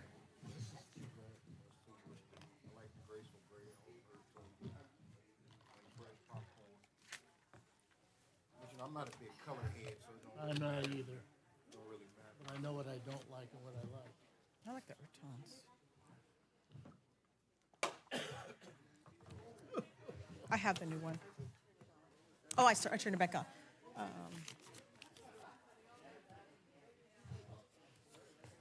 All right, if we can get everyone to take their seats, we'd like to go ahead and get started.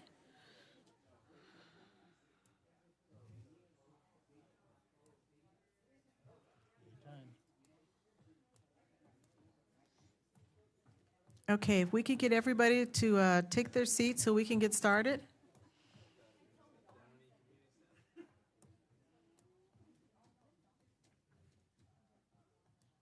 Okay, council member, want to get started? I'm sorry? What happened? What happened? Ask her to fill out a form and she can speak. Yeah. If anybody would like to speak on this item, they can fill out the form, and then we'll call you up to speak on this item here. Just fill out the form. Okay? Yeah, anybody can speak on this here. Councilmember, let's go ahead and get started. I'll let Sergeant Arms, and then we'll go ahead and get started. Okay.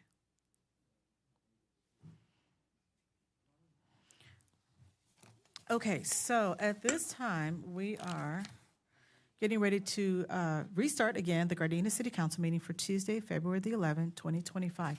Madam City Clerk, will you call the roll, please? Mayor Serta, Yes. Mayor Pro Tem Tanaka, Yes. Councilmember Henderson, Yes. Councilmember Francis, Yes. Councilmember Love. Yes.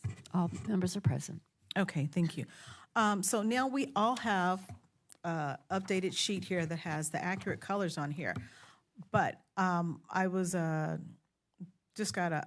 was told that what the GBAC is looking for is, number one, approval of potentially all the colors on here, unless there's any color that anybody doesn't like on here. So that way they give the owners options here. Can you hit your mic for me? Can you hear me? Yeah, Okay. there you go. Okay. We're making a recommendation.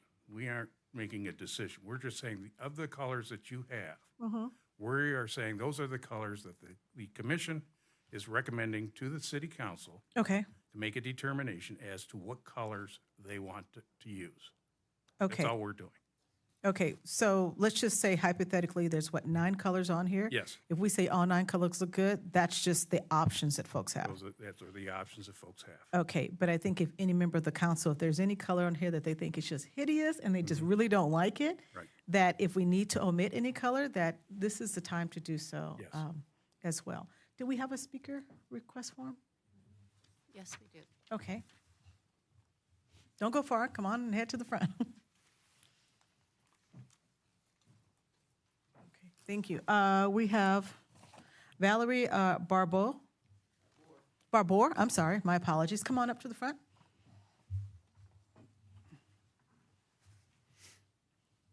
Thank you for taking my my comment. But I do want to say this is really the first I've heard of this. There was no notices posted. They have Gardena has my email. There was no notices posted on my door. To give us these limited amount of colors, which most of them are gray, is, as you said, hideous. I don't want to see another gray building on Gardena Boulevard.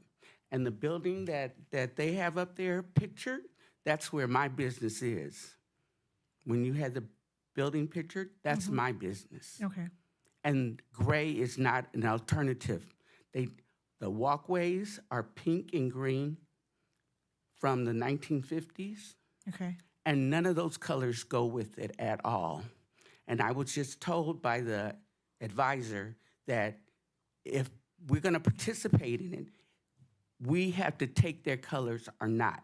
And that's not a democracy or a way to address business owners who pay taxes in the city of Gardena and have all their business licenses.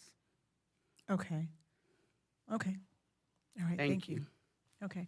Are there any other questions or comments here? I have a question. Okay, go ahead, Councilmember Love. Is there a reason why GBAC didn't go to the businesses and get an idea of color choices or palettes from the businesses?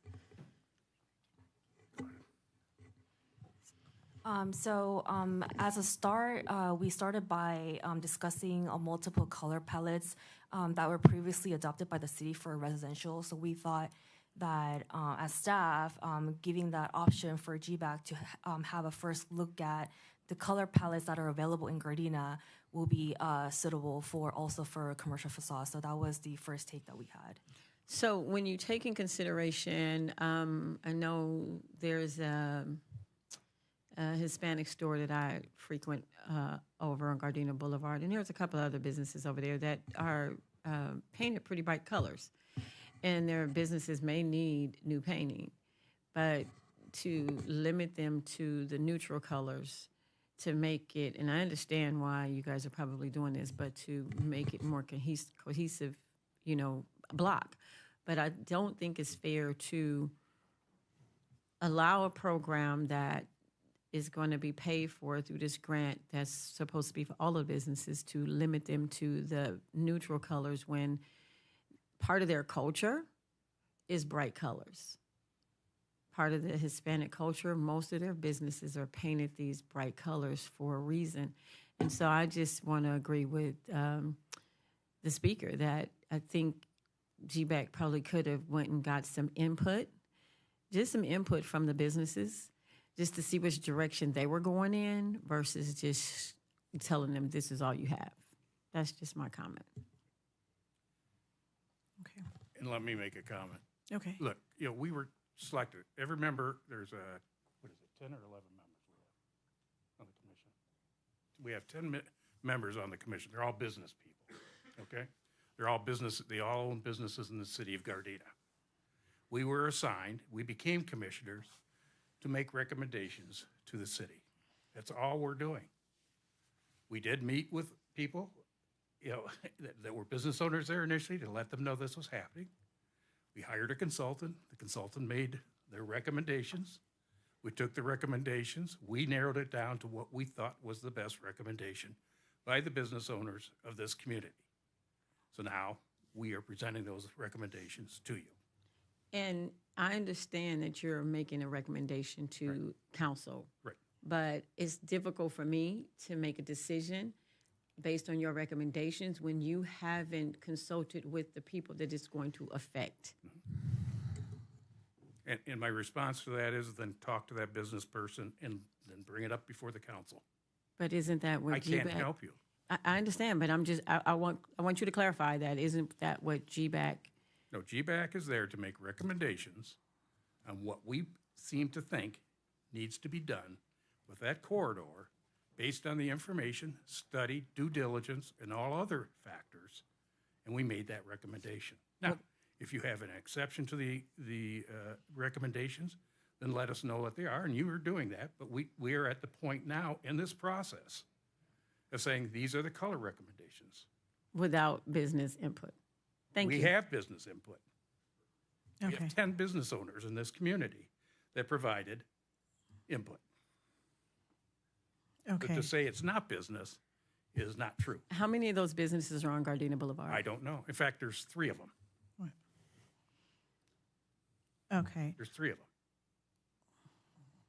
So Steve, question I have. So the original booklet that the city had, the one that was we approved as far as for residential new developments moving forward, residential businesses. So these colors all came out of there that were, we as a council, we approved that this is what we would like to see. Okay. Exactly. And so that's where you started from. And so just so everybody, I guess it's clear who's here in the audience and understanding, with this program here, it's a $30,000 grant to paint, provide awning on the top, as well as signage there, just to give it a uniform look. Right. And based on the recommendations of the,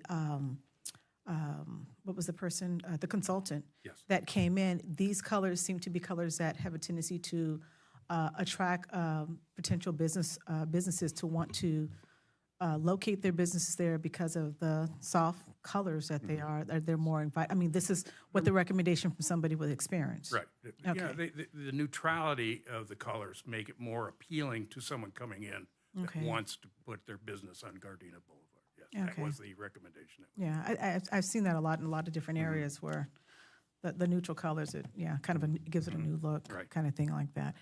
Okay, Councilmember Henderson? Thank you, Madam Mayor. Mr. Rogers, in regards to the program itself, it's a voluntary program for the businesses to participate, That right? is correct. So if they elect not to and they want to keep their color scheme, they're still welcome to do that, They're correct? welcome to do that. Okay. Okay, and so, I'm sorry, I have one more question here. So did you have a question?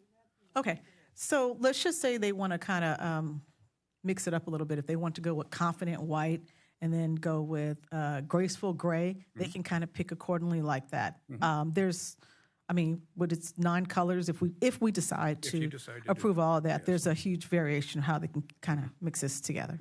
Okay, that's all I want to know. Councilmember Francis. Okay, so I'm seeing here in the paint program, customers include a base color, 1 accent color. Customers are selected from approved color palette. Okay, so I guess, so these colors going to work for any business or? Any business that wants to participate in the program, once the color selection has been made, they will get that color selection. Okay, and then. Because understand also that the recommendation is that the boulevard provides some sort of form of uniformity in its facades. And the intent is is to try and achieve that. Let me ask you just another quick question, because residential, what we approve for a residential development is very different what we ought to be taking a look at for a business. And depending on the nature of the business, a hair salon, a food place, or, I don't know. But let me, can you explain me how this particular color scheme, this is a big question now, how it fits in the overall vision for the boulevard? I guess I'm trying to figure out how do we match this with the, If we vision. expand it, is that what you're asking? Well, not so much, but your overall vision. When GBAC sat down and said, what's our vision? Not just the objective, but what's our vision? What do we want the Gardena Boulevard to look like in, say, 10 years now? Because this is pretty much going to be stuck for 10, 20 years on in perpetuity. So was there some type of vision or some kind of... There was a vision, yes. The vision was to make it more attractive. The vision was to also attract other businesses, not only attract more customers. We dealt with parking issues. We've dealt with lighting, which the city is already doing. Is to deal with all those issues to make it more attractive for one, bringing more people in, more customers, more participants in the businesses that are in that locale. And two is that if there are people outside of that business community, to make it attractive that they would want to invest more in that area. And during those, and so they're just really, this is just kind of in-house kind of conversation. So I guess I'm just looking for more involvement from the business owners that, did the grant say, did the grant tell you to, in order for you to get this grant, you have to go out and determine the color pattern and all of that, or did it say you need to? It's part of the facade is a color pattern, yes. Okay, but there wasn't any requirement in proposal. Well, yeah, two things that we need to understand is that the meetings, hold on, the meetings that we had, and all the meetings that we've had, they were posted somewhere for the city people if you wanted to attend. It was a public meeting. These were not just private meetings of the commission. Now, we did not get very much participation, but we did have a meeting with the business owners, 3 or 4 of them are business owners in that locale. And we talked to them and said, it's coming, and telling them what the program was and that if they had anything they wanted to provide to us, we were more than welcome to hear it. Okay. One of the things I like about some of the choices here is because a lot of times when I'm going to shop somewhere, somebody asked me once, what is it that makes you shop in a particular area? And for me, a lot of it is safety, number one, the atmosphere, how it looks on the outside, because it's when you're pulling up to a spot, is it convenient to pull up there? Do you have parking? Does it feel safe? How does it look on the outside? Is this where you want to spend your money? And because nowadays everybody has a car now and you can drive anywhere. And, what does it take to attract more people to Gardena Boulevard there? I look at where I shop, and it really made me think when somebody brought this to my attention. Do I shop on Gardena Boulevard? What is it that motivates me? To shop there? What types of businesses? Do they have my type of coffee shop there, or is there a Target on that street? But again, even with all that saying, a lot of it always comes down to safety, how it looks, is it well lit? Before we are even considered sometimes going in there, unless we already know a business is there. I think this is a great start here as far as, trying to get, cohesiveness there with the look there. So I'm in favor of it. I was having a little bit of issues with the color pottery wheel. But I can see where you could pair it up with one of the lighter colors and it could probably work. But I do like the fact that these are soft colors because I do see it in other new developments all over, different areas as they're opening up new developments, especially when you start going out to like the Riverside, Moreno Valley area. These are the colors that a lot of the businesses have. And I believe it or not, I find myself shopping there sometimes because it's very attractive. I think this is a great start there. Along with the new lighting that we're going to get in that area, and the fact that somebody's going to give us $30,000, I think it's a good choice here. Selection that we have. So, as it stands right now, I think I can work with every color. Pottery wheel, I'm still working on that color there for me, but it's an option. I mean, we all have different tastes, but I do like all 9 colors. Thank you guys for working on this. It's been very diligent. And just as an aside, during our meetings when we first started to roll this out, we talked to a significant number of participants that were at those meetings on the boulevard. And one of their biggest issues was parking. Okay. Their issue is that they don't have enough parking there. And if you recall, the commission made the recommendation about buying this piece of property to open it up and allow more parking. Because as you said, you want safety. Part of the questions or answers to those questions was that the people that own the businesses, they'd see people drive by, then they wouldn't park. And when they can't park nearby the business, they don't shop there. They go elsewhere, someplace that's more convenient. Yeah. And that was one of the recommendations that came out of the commission. Okay. Just one Oh, quick yeah. question. Councilmember So Francis. So how many grants are available? How many what? How many $30,000 grants are available? Councilmember, that would basically, our goal, the reason why we set the amount to 38,000 is for us to try to cover all businesses along Vermont and Butlong, so that's about 60 businesses that we've counted. And also to clarify the previous question we had, so as part of the 3 programs we have, the paint, the signage, and the awning, the businesses, if they do decide to participate, they're not obligated to participate in all 3 programs. So they can mix and match. So the 30,000 is a maximum for them to participate in all 3, but we may have a business who, let's say, they want to keep the original sign and they want to only participate in a paint or awning, or if they don't decide to do an awning, they want to do a paint. So they do have that option. So they don't have the obligation to participate in all 3 programs. Oh, okay, so if business owners say, you know what, I'm not crazy about these colors, but I'd like an awning, can I just do the awning? Yes, these Okay. colors were really only recommended by GBAC, just so that, like as we mentioned, just for the cohesiveness of the facade improvement, but doesn't mean that they have to participate in the paint, the color change. So they may do a mix of just the 1 or 2. I mean, it could just be one where they only participate in the awning, they only participate in the blade sign. Doesn't mean they have to participate in all 3. Okay, and so they don't have to participate in all the paint, the awning? No, Like, I no. wanna do this, We I want to don't wanna make do that. sure that we also have, provide the options for the businesses. It's really for the businesses and the property owners. So it's not where the city is coming in and almost like forcing them to change the facade. It's really to assist them to improve their facade.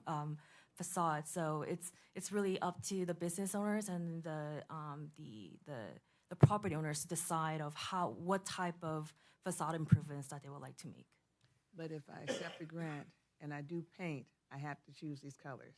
I can't, but you're telling me I can accept part of the grant and not all of it. I can just Correct. kind of pick and choose which Correct. parts Correct. I want to participate in, and if I don't really care for the colors, I don't have to do with the colors. And again, that's really only GBAC's recommendation for a city council's review tonight.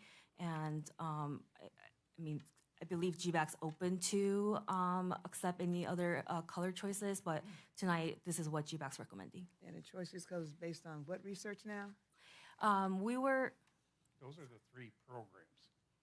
Those just so the colors You were either choose just, to do the paint separately, so- you can choose the signage or the awning, or you can do all 3. To answer your question, Councilmember, the color palette that GBAC was looking at during their last meeting, where they were looking at the conceptual design that was approved by the council, that was reviewed and approved by the council back in September.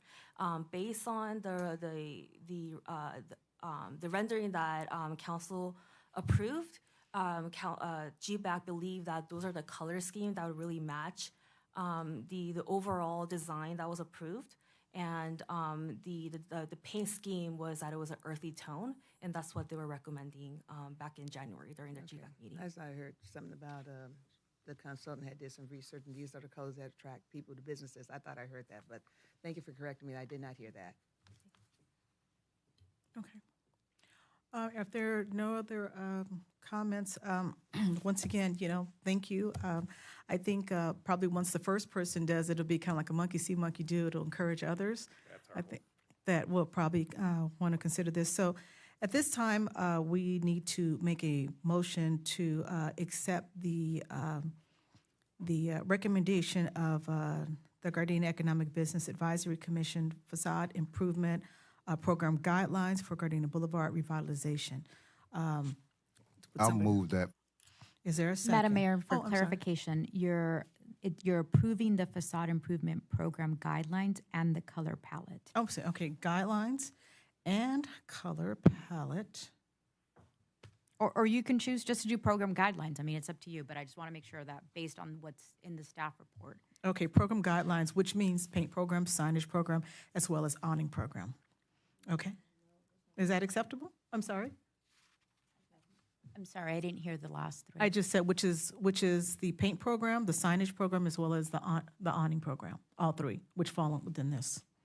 Correct, and they also provided you with program guidelines, which are in order to implement the program guidelines. Okay, so at this time, is there a motion to approve GBAC's a recommendation for a facade improvement program guidelines and color palette, let's see, for the Gardena Boulevard revitalization? Motion was made by Councilmember Henderson. Yes. Is there a second? Second. Okay. Madam City Clerk, will you call, the motion was made by Councilmember Henderson and a second by Mayor Pro Tem Tanaka. Will you call the roll, please? Councilmember Henderson? Yes. Mayor Pro Tem Tanaka? Yes. Councilmember Francis? Councilmember Francis?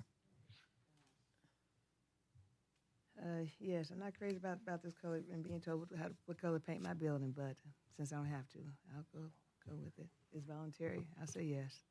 And Councilmember Love? Reluctantly, yes. Mayor Serta? Yes. Okay.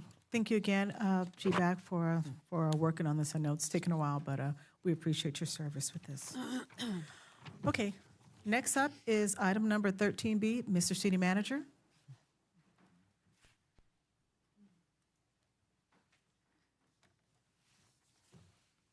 Mayor Serta, members of the City Council, agenda item 13B is a public hearing, resolution number 6694, approving conditional use permit 1-24 for a modification to a conditional use permit for an existing high school located within the R1 zone.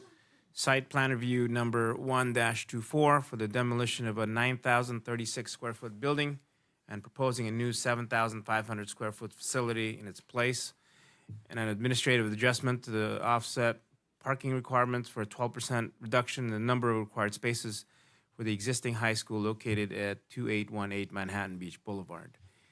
For environmental consideration, the proposed project is being considered for a categorical exemption from the provisions of the California Environmental Quality Act, or CEQA, pursuant to guideline sections 15302 and 15303, as a replacement of an existing structure and new construction of small structure project.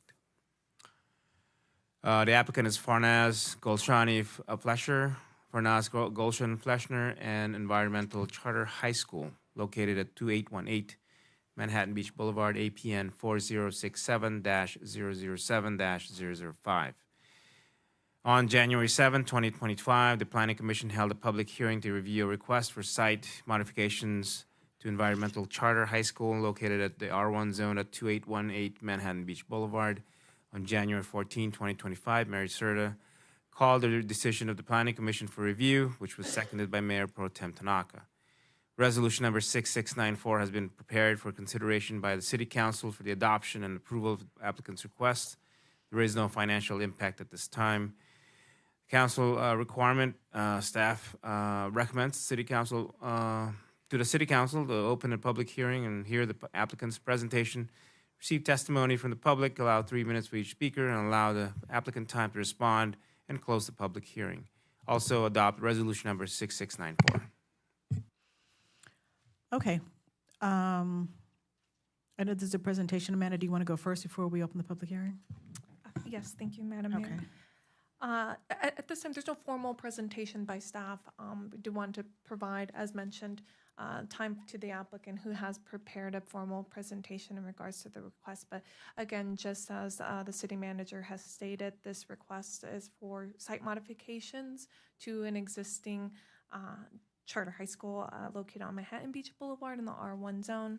If there's any questions in regards to the requests for the entitlements, but I do want to just note on a few things that happened at the Planning Commission and some public comments that have come in as of earlier this evening. As mentioned, the Planning Commission at the when presented the request by the applicants did propose to adopt the resolution to approve the modifications. There was one additional condition that was requested by the commission and approved by the majority for an additional condition that the applicants work with local church leaders as the project involved the demolition of a former church there held by Calvary Baptist.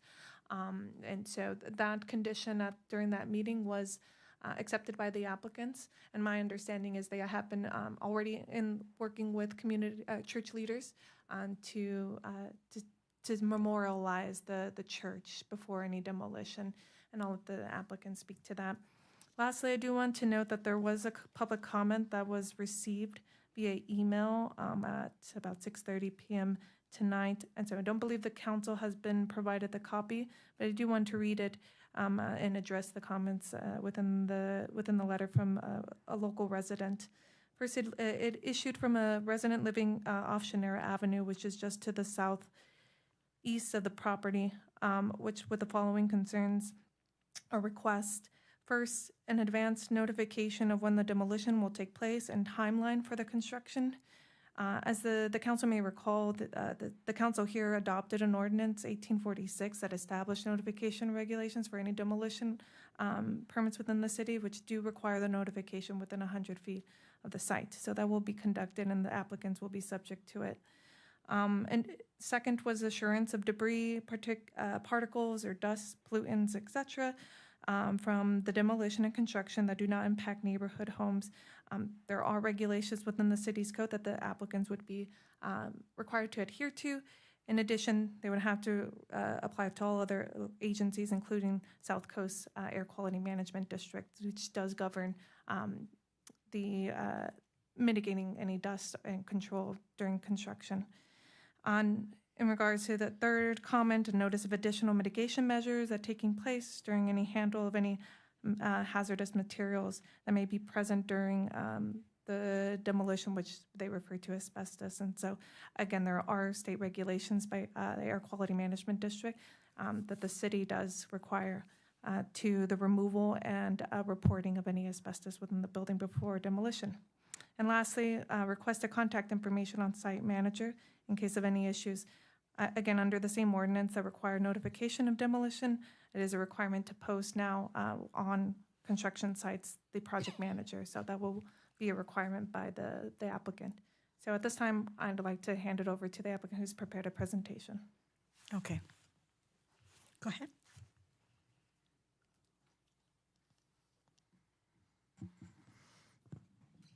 Good evening, council members, Mayor Serda, Councilmember Tanaka, Henderson, Francis, and Love. My name is Allison Diaz, Environmental Charter High Schools or Environmental Charter Schools founder and director of growth and sustainability. Joining me this evening is Danielle Kelsick, Cindy Guardado, Lacey Harris, and Madison Donatoni. Also, our architect is with us. As you've heard from city staff, we come before you today to request a modification of an existing conditional use permit. I see I have this. Does that work? There you go. Those are the folks that are here today.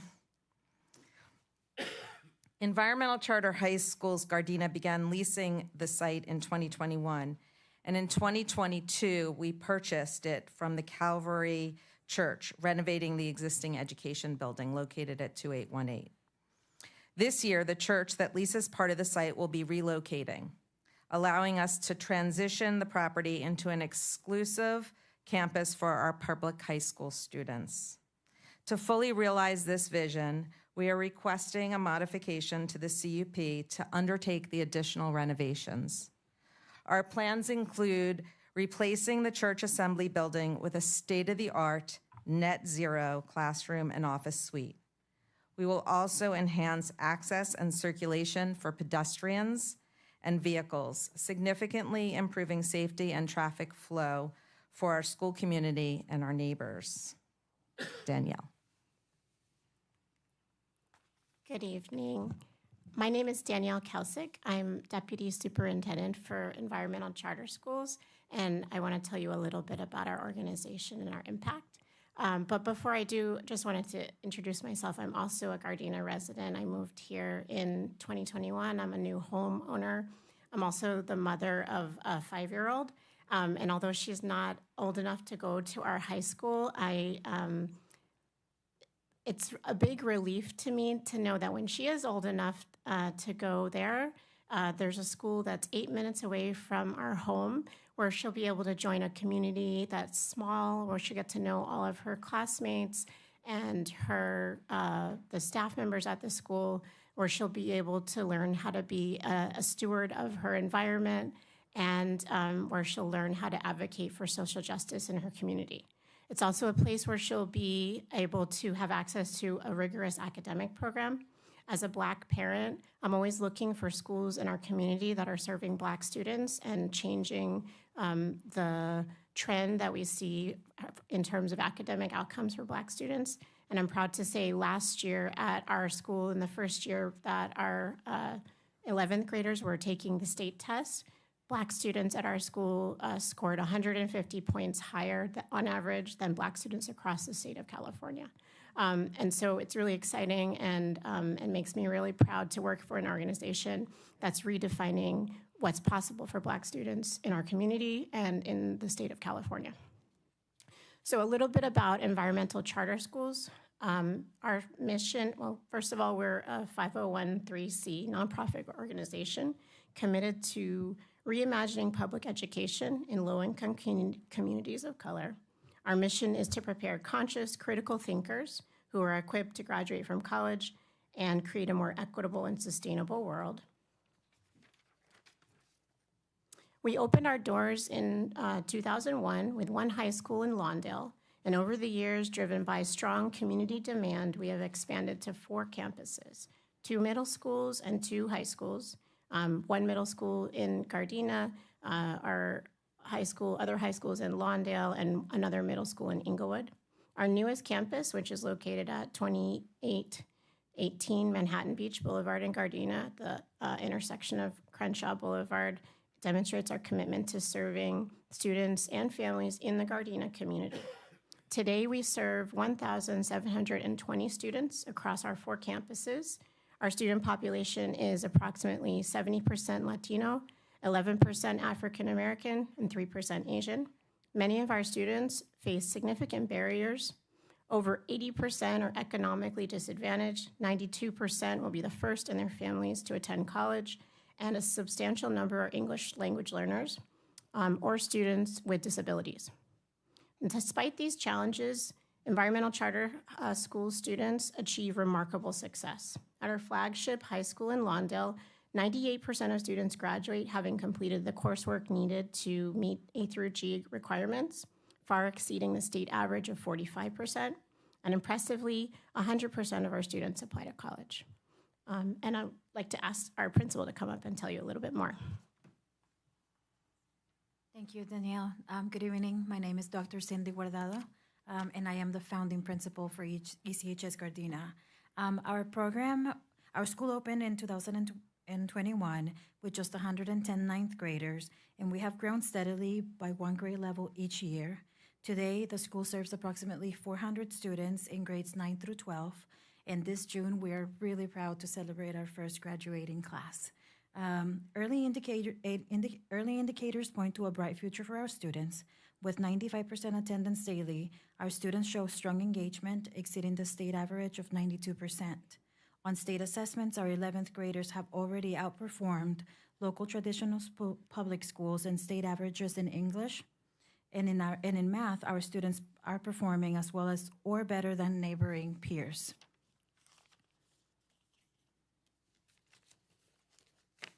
College readiness is another hallmark for our success. This year, 100% of our seniors applied to California state universities, and 92% of them applied to Universities of California campuses. Students have already begun receiving acceptances from schools like CSU Humboldt, Chico, and East Bay. Some seniors have even begun their post-secondary journeys while still in high school by taking advanced courses at El Camino College. These achievements are made possible through our strong partnerships. Our first partner, Calvary Baptist Church, initially leased us the site and later sold it to us. We also collaborate with organizations that enrich learning and connect students to authentic, real-world experiences like El Camino College, Gardena Willows Wetland, the South Bay Workforce Investment More, and Tree People. And I'll introduce our AP of Student Culture. Good evening. My name is Lacey Harris, and I'm a founding middle school counselor for ECMS Gardena, as well as a founding assistant principal at ECHS Gardena. We have actively collaborated with our parents, students, neighbors in the city to address challenges as they arise and ensure our school remains a positive presence in the community.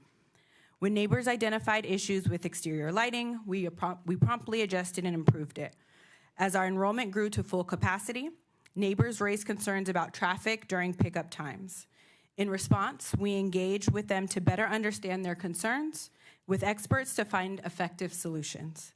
Our actions included conducting traffic studies, consulting with parking enforcement and our neighbors, increasing on-site supervision during peak hours, partnering with Public Works to limit street parking during pickup times, posting lawn signs as reminders to our community, and providing video instructions on TikTok for our students and parents, and reminders about pickup and drop-off protocol.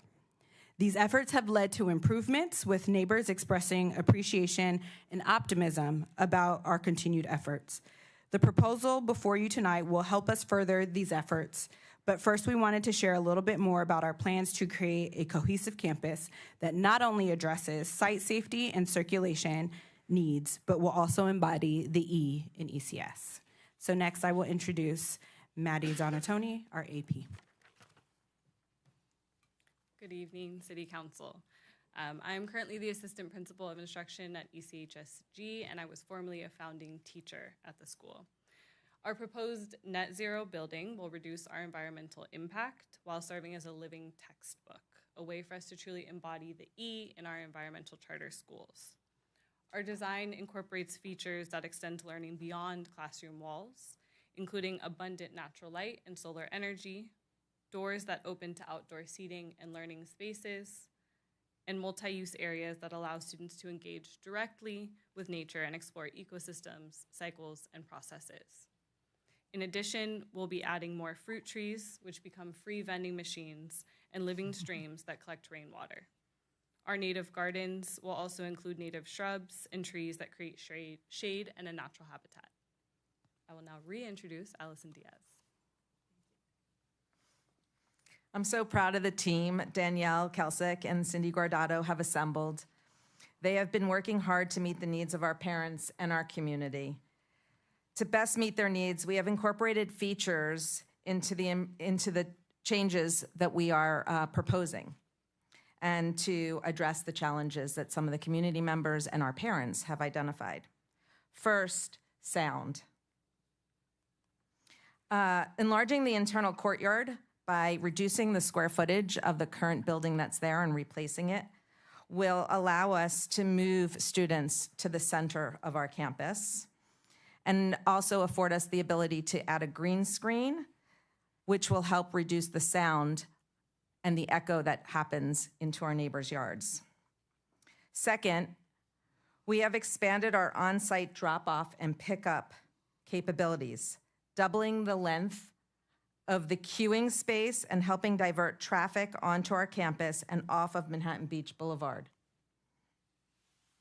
Third, so here's the existing queue line in the blue up at the top, and we've proposed to extend that queue line much longer, almost doubling its size. And third, we have proposed an interior and exterior fence system, which is highlighted here. Currently, there's only one fence that separates the campus from the public. This causes us to have to keep the fence at our gates closed, which causes more of our parents to park on the street because they can't get in throughout the school day, which puts pressure on the parking situation on the public street that's Manhattan Beach Boulevard. Adding an internal and external fence will allow us to keep the external fence open and have parents park closest to the new office space. It'll make it a lot easier, and people always want to park as close to possible to where they're going, which will get them off of Manhattan Beach Boulevard. Last, reorienting the new building to run parallel with Manhattan Beach Boulevard serves to achieve similar goals. It helps us create the long drive aisle to keep our parents on campus during pickup and drop off, and create a visitor parking area adjacent to the front office so more people park on campus, and delineate the interior of campus from the parking area to increase access to our parking lot. As you heard earlier, the Planning Commission met and discussed ways to memorialize the history of the site when we rebuild. Since that meeting, we've met with Stephen Langley, Commissioner, to brainstorm next steps. He's also a community member and like an original member of the church way back when.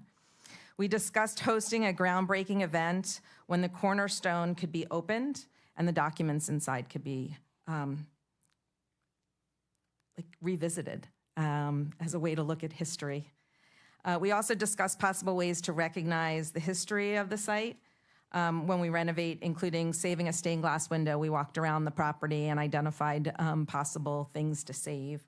And one of the stained glass windows we identified was something we talked about incorporating into the new building. So in sum, we are proud to serve the Gardena community and beyond, providing a high-quality, sustainable education that provides students for college careers and a lifetime of conscious, impactful citizenship.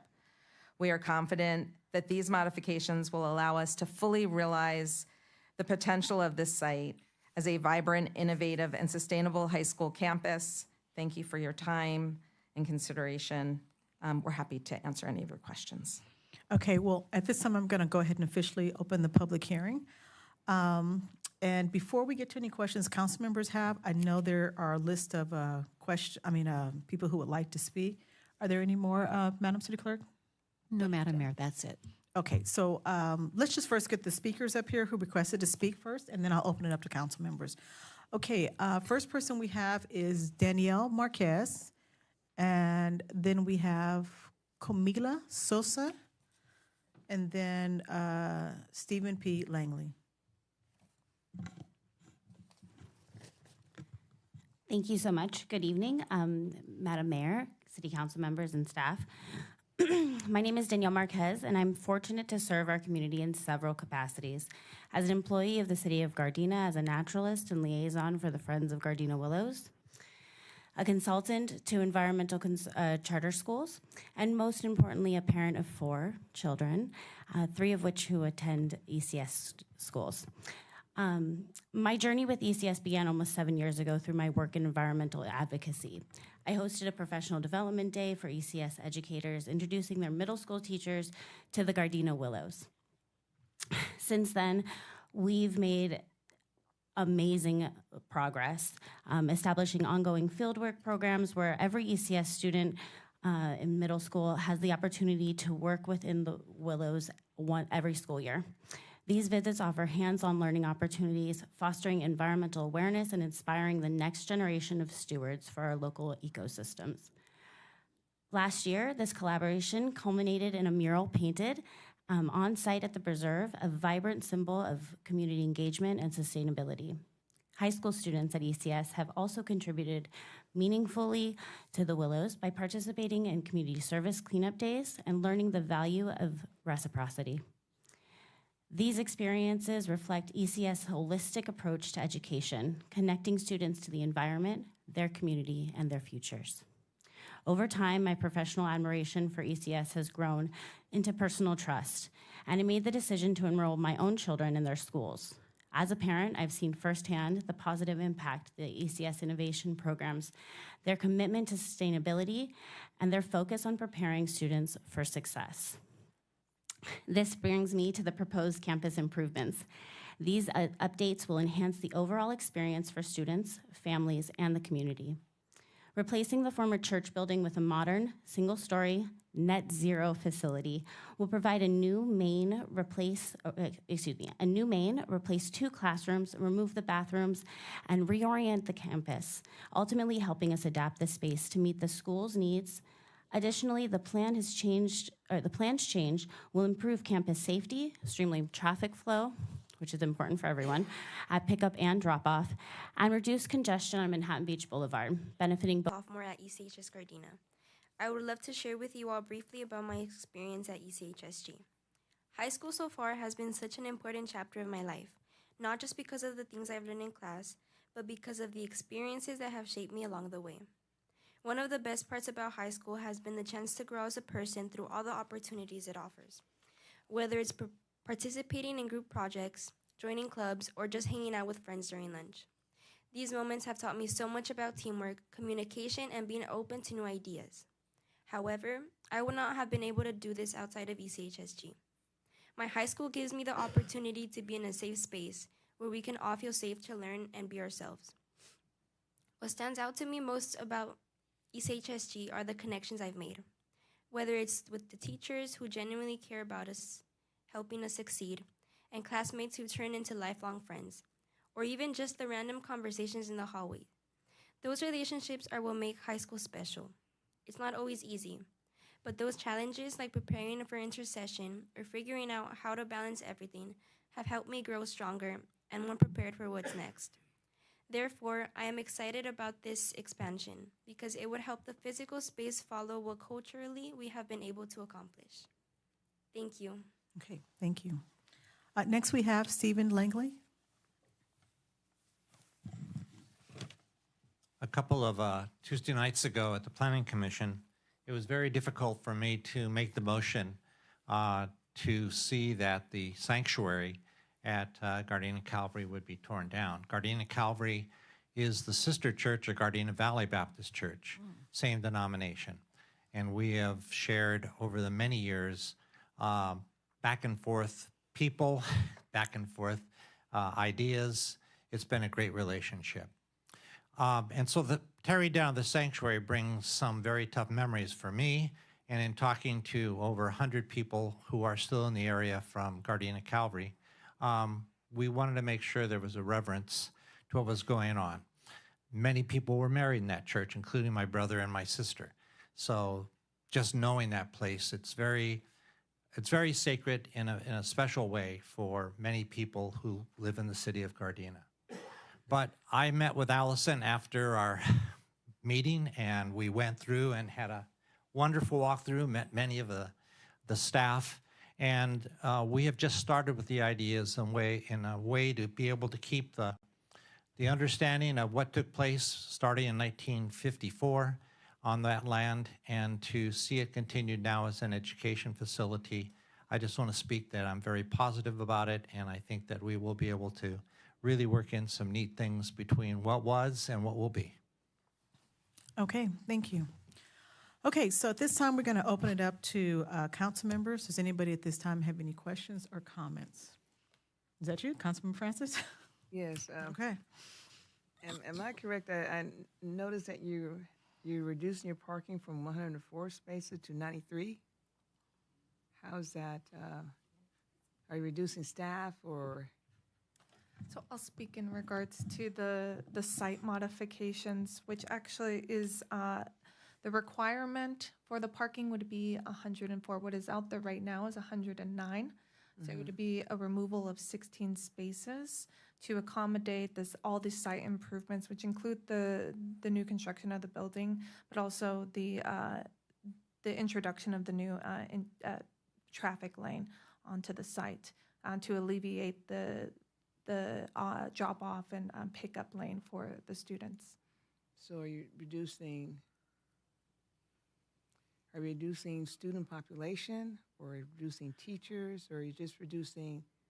You're just tearing down the conditional building? use permit that was original to the site, it will still be maintained and we'll still have to adhere to the provisions that were set forth under that entitlement, which capped the enrollment at 450. There were several modifications throughout the year. It was actually at a higher enrollment rate at one point, but ultimately, as it stands right now, the enrollment is set under the conditional use permit at 450, and that's what they would also continue to adhere to. I can add that we did reduce the number of classrooms so that the number of classrooms are less than what originally was at the site. So we combined, basically there were 8 classrooms and we made them into 4. So we reduced the number of classrooms altogether by about 2. When you rejigger all the moving around. Can you stand closer to the microphone just so it gets recorded? Okay. So when we rejigger all the classrooms around, there is a reduction in 2 classrooms. We don't have a parking problem on site. Most of our students don't drive to campus. And right now, only the back of the lot. I can show you on this picture. So right now, only the rear of the lot below that building that's right there. You're gonna show it over there. Go for it. So right now, I'll use my teacher voice. Most parking happens behind this building. So there's a long train of parking that happens over here. And so as a result, it makes it easy, like we don't really need these spots over here, but when we do have an event, we would need them. And so we were able to incorporate a longer drive train, which would support the amount of traffic that we need to happen on campus as opposed to on the public right away. So inviting more of the cars onto campus. So that was our goal. What's your, how many staff? In terms of staff, teachers, counselors? We have cafeteria folks? approximately 62 staff on a day-to-day basis, and we are done expanding our program. Then that's just teachers? Teachers and Teachers, staff, everybody. supervision, counselors, it's 62 of us total. So a total of 62. And you mentioned events, because that's typically when school has an event, a lot more people come. Parents come, and Yep. relatives, and so. So we're able to do, when we have those events, we're able to set up a valet service. We can also double park cars and we can put them all the way through. So there'll be a lot of different ways that we can accommodate additional parking on site. So those are the things that we've done when there are events. But we haven't had a challenge with that, have we? No, we have not, and we also have developed a partnership with El Camino, and so in the event that there's ever a larger event, we can use their parking structures. Okay, so Yes, you're that's true. saying going from, reducing from 104 down to 93 is not going to. 104, right? 109. Well, I thought I saw 104 in the, how do we go, well, 109? I mean, I know what's there, but perhaps I read it incorrectly, but I thought it said 104 down to So 93. that's the requirement per the city's code for the number of classrooms that they are proposing would be a requirement to provide 104 off-street parking spaces. What the applicants are proposing is to provide 93. So that's why they're requesting the administrative adjustment. Right now, as it stands, how many parking spaces are out there right now? And again, this is for the school and for the church that was once in operation there. It currently has 109 spaces. But again, the church would be removed for the new classroom building with all the site modifications. Again, the total number of parkings would be 93 for on-site. So once you move the church, then the parking spaces go with the church. So the parking spaces disappear. And that's why you ask for reduction in parking spaces, because you're going to lose all the space. Even though they're already there, you're going to lose because when the church goes, that's it. You're going to replace with classroom structures and all other things that go with classrooms. And so you actually do your actually what you're asking for is 93 spaces. That's go with what's this being thing? proposed for the site, for the new site plan, yes. Okay. And you have now staff, your staff is 62. That includes everybody, teachers, counselors, custodians, Everybody. everybody. So one thing also to note is that when the assembly hall goes away, because there won't be an assembly space, so there's no space for so many people to gather. So the need for those additional spaces also disappears because the use disappears for the assembly. So you don't expect your school to grow? Or you're not interested in growth? You just No, we can't grow to more than 450 students. We have 450 students right now, and we're not going to grow any larger than that. So it's not, we're not growing the number of students. We're just changing the way the campus floor plan is in order to promote a better climate on campus. This way, when we look from one side of campus to the other, we can see through it. When the assembly hall was there, we couldn't see all around campus, and there was like a big building that was in the way. Does that make sense? So we're keeping the number of students at 450 because we're fully grown. And what we're doing is we're eliminating a building and we're reducing the number of classrooms by 2. No, I'm just having trouble connecting the dots from 149.3 because probably because I work at a school, and that's my day job, and I'm trying to. And That makes sense. It doesn't work. That's why it doesn't work. I'll just add that the 104 is the requirement per the city's municipal code, but as you spoke to, there was a parking study that was prepared for the site to study the usage of the existing parking, and they've concluded that there is accommodating parking space for the operations of the school. But again, what's being under the request is an administrative adjustment for that reduction by 12% to the city's parking standards.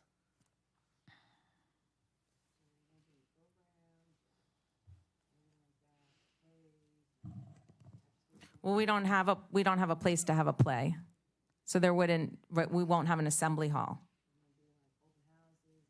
So there won't be like open houses and We do have those events. Sure, we have those events from time to time, and so far with full enrollment, we haven't had a need to go beyond the number of spots than we currently have.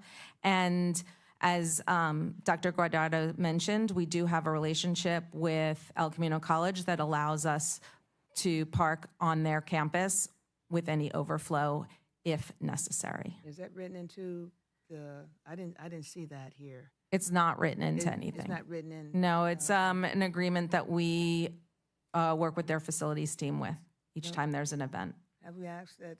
Can we ask that agreement be written down somewhere so that we don't say, oh no, you can't. You know, El Camino's growing. We can't have any more. Because I recall not a school, but there's another business that had an agreement, a parking issue, and so they wrote into their paperwork that we have this agreement with, I don't remember exactly, this was a few years ago, but they wrote it into the permit so that if something happened, the school changed, or the old owners went away, it was already written in, so the agreement stood. So we didn't have to worry about, coming back to ask for more parking, anything like that. It was already written in, so can we? So there are, feel better about that? I'm familiar with a condition historically that we've had on another one of our sites where when there is an event, that there is written into the conditional use permit that there is, that we put into place an agreement in order to support the additional parking that's needed. I could have missed it, but I didn't No, see no, it. no, it's not in this one. not in But this I'm one. Okay. suggesting that we could do something like that Yeah, that would, because it's a good idea. yeah, I mean, 'cause you never know. So I can speak in regards to it. So what the applicant was referring to was for special event permits. There's where they could apply for special events for that are outside of the scope of what's allowed for that site. So again, this would be for the school. However, I do want to add that there was a condition added to this request, PL5, that reads, in the event that noise or traffic circulation, nuisance, or public safety issues are brought to the attention of the city, the Community Development Director can impose further conditions or restrictions on the operation activities on the site to ensure land use compatibility. So to address those concerns, if those issues do arise, we do have set forth a condition that the city can impose further conditions to mitigate that. Yeah, I appreciate that information. I've thought about that, but I'm a one and done kind of person. Let's get it taken care of up front, then you don't have to come back. It's done. You're good. So thank you so much. I appreciate that, Amanda. Okay, I have a couple of actually I have quite a few questions here. I appreciate the fact the way you reconfigure the area so that you have a longer drop-off area, and I'm very familiar with the campus. I've been there several times. But like you have a gym there, and so periodically, will there be games? I mean, will there be like a basketball team or different events? So that gym isn't actually ours. The gym still belongs to the Calvary Church. And it's on another part of, it's not our property. I understand. So we don't have access to that gym. Okay. Well, thank you for clarifying that. Sure, it's confusing. So I understand there'll be parking because parking is probably going to be the basis of this conversation here because that's what we hear all the time. So I understand you have parking for the employees. Is there guest parking for when parents, come in for whatever reason they need to come check their kid into school or whatever? Is there guest parking for that? So in the proposed plan, there is guest parking that's right outside the offices. Currently, what happens is during the school day, when the gates are locked, the external gates are locked, parents park on the street in front of Manhattan Beach Boulevard or on Manhattan Beach Boulevard. And so by having the two fences, it will offer parents access to the parking lot, which currently sits empty during the course of the school day. So by having the exterior gates open, we'll invite parents to be able to come onto campus and then buzz in to be able to be invited into the office and gain access to campus. Versus parking on the street there. Versus parking on the street, exactly. Okay. Also, because this is high school and a lot of times teenagers are driving to school, is there a student parking lot as well? So there is enough spots for us to issue some student parking on campus. Okay. And currently, our students don't have a lot of cars where they're coming to campus. We did that traffic study and didn't find that there was a lot of students that needed those spots on campus. Okay. But we are working with our students and our parent community to find additional solutions when they do need a parking permit, and how do we work with them on it. There'll be over 40 to 50 spots that are available for visitors and students that will be on campus. Okay, so as it stands right now, if you had to take an educated guess, how many students are potentially driving to school? 5. 3? 3 to 5 students, and we have 9th through 12th grade now. Okay. So not very many. Thank Okay. you for asking that question. Okay, not done yet. Still got a couple more for you. Well, we got answers, maybe. Okay.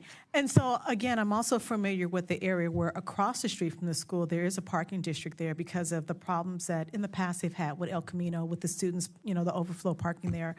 A couple of years ago, I did hear that there were some concerns when there were graduations as far as the flow, filling in over to that area there. So I'm glad to know that you guys have the agreement with El Camino College. And so I would stand with my colleague in the fact of including writing into the document that, the overflow, especially when it's events like graduations, because it does happen yearly. And I understand everybody wants to come to a graduation, parents, grandparents, et cetera. So I would also be in favor of making sure we have that in there, just because we do have that area with the parking permits there. And I know over at El Camino, where many years ago, when I was at El Camino, you could park on Crenshaw versus now you can't. Yeah. So that's, that's a little concern as well. Currently, you want to answer this? I'm sorry, I can speak to this. We are not planning on hosting graduation on campus. As a matter of fact, we already have confirmation that our graduation is going to be at the Marcy Auditorium in El Camino. Oh, okay. And we have already paid for 300 parking spots for our community members. So this is going to be yearly moving This forward, is or is yearly this just moving this forward, year? Yes, our existing high school has a partnership with El Camino now. Okay. We've been doing their graduations there for a very long time, and so we're just following suit. Okay, but will there be other events, for instance? I mean, I know from time to time, students, different events, there's rallies, there's Yeah. things like that going on. I can tell you, like preemptively, some of the events that we have on campus is we do 2 parent conferences days in fall Okay. and 1 in spring. Okay. But we do them staggered and by appointment, and so we are able to control the number of parents that come in on an hourly rate for all 4 grade levels. And in spring, that is reduced to 1 day per semester, just for the semester. In addition to that, whenever we have dances, we also do them off campus. Our last dances, we've done them at the Arthur Community Center. Okay. And outside of that, we don't have any sports program, and so we don't have games at the school. Oh, okay. Yeah. Well, Yeah. we do have a sports program, Oh, but we it- don't have games on site Yes. or practice on site. No practice or games on site? Right. Okay, Well, cheer, with the exception of cheer. Yeah. because you don't have an auditorium, right? Correct. Yeah. Okay. Yeah. We've developed our program around the physical space that we have available. Okay, got it. Can we go back just to the renderings here for a second? And I may need Community Development Director Amanda to jump in. Let's go back to the one before that that has the rendering of the front, I think, on there. It's the structure of the school. And I guess my question is, that one there, because this is a school there, the initial setback as far as greenery and trees, we're meeting those requirements because it's a school as well. Yes, they're not like LAUSD where they follow the state architect, so they follow our development standards. Okay, good. So in looking at just the layout, I really like it. I think it's really great. I really enjoy looking at the different types of landscaping that you have there, because I think that is important. And of course, it goes along with, environmental charters. So I appreciate the fact that, using really good landscape there. I like the choice of colors, really nice earth tone colors. I think it's definitely going to be, I don't want to say an improvement. I mean, I like the old church. It looks nice, but I think that's really nice for students to go there. As it relates to lighting around there, I did read something on here about the illumination. It was a little different on the inside versus on the, I don't know if I read that correctly. So Because lighting's really important to me as well, as far as So I good know that lighting. there was a complaint at one point where some of our exterior lights that were on the fence Mm-hmm. or on the church and also on the triplex on the building this doesn't have a pointer on it, does it? Sorry. We'll have to get one next time. This building over here faces the street. Okay. Can you point to where Crenshaw, I'm sorry, where Manhattan? Okay. And this building is what we call the triplex building. Okay. And the lights here and the lights that were out front were flickering. Okay. So the neighbor that was across the street noticed the flickering, and so they asked us to adjust it. Okay. The lights that we put here during the first phase of the renovation, Mm-hmm. some of the neighbors had said that was kind of like illuminating too far across the street. Okay. So we put shade, like awnings on it to stop it from spreading so far. Okay. Can you stay there for a second? So Manhattan Beach Boulevard is on the top portion there. Crenshaw then is closer by the blue here, this way. Correct. Okay, so when a parent comes in, they would have to be going eastbound on Manhattan Beach Boulevard to come in there, and they can hit that U as far as drop off. So there's a break right there. I noticed it goes to a U, and then there's a break. I'm sorry, is that the same thing, just a larger picture right there? So this one is the way it is right now. Okay, and this is the new one. Okay, so I see what you're saying as far as doubling the length there. Basically eliminated this building that's right here. Mm-hmm. And as a result, we're able to take this drivetrain and go down and out the state. Okay, that's a really good concept. Okay, okay, I think that's great. It's really good. There's more kids movement inside here. Mm-hmm. And allows us to plant more over here to keep the noise inside the courtyard area. Okay. Opposed to,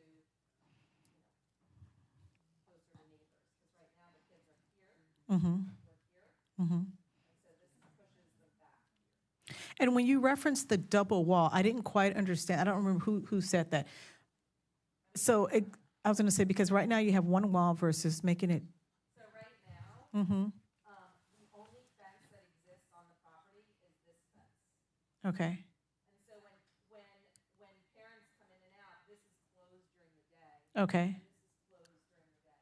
And so there's no way for them to come in except for when we open up for drop off and pickup. Okay. And so now there's going to be, this building becomes the fence, the interior fence, like you can't get in through this building. Mhm. This is the fence where students would have access. Visitors would walk through this door over here, which would be the office door. Okay. come in, and then have access to campus out this way. Okay. And then this fence also prevents people from entering onto campus through here. So that now, and there's a fence, then there would be a fence here. So that means that if anybody comes onto campus, they don't have access. Like, they can't just come on and, I see. that's what we think about, or so we worry about those things.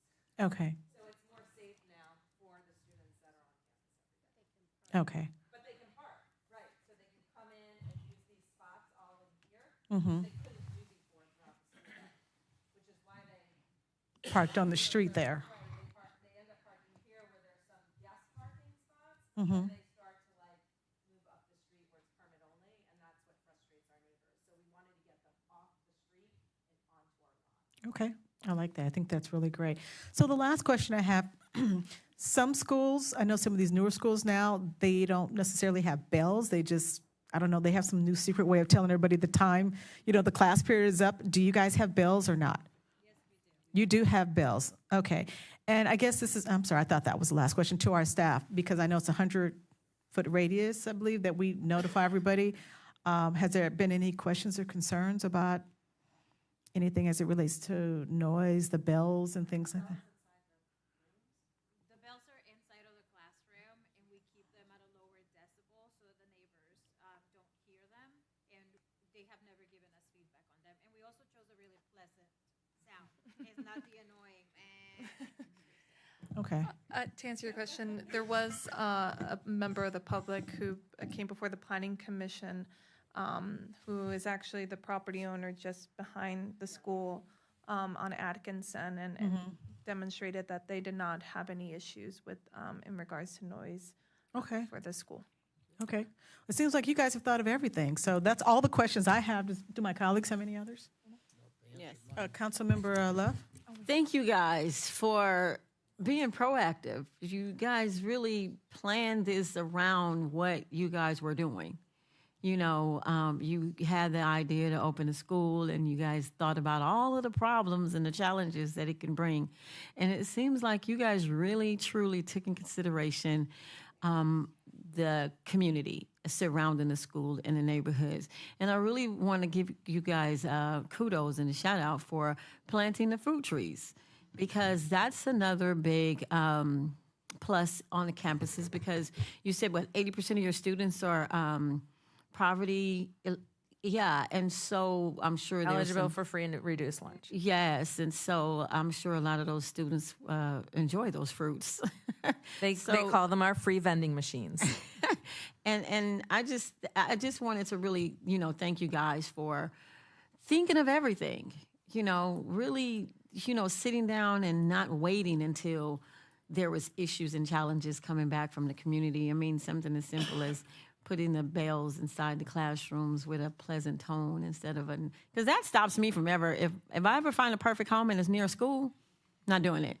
Not doing it. And then the fact that you guys did pre-negotiate the agreements with El Camino to address any parking issues. And it seems like you guys really work with staff to come up with a great project. So I'm in favor of your amendment.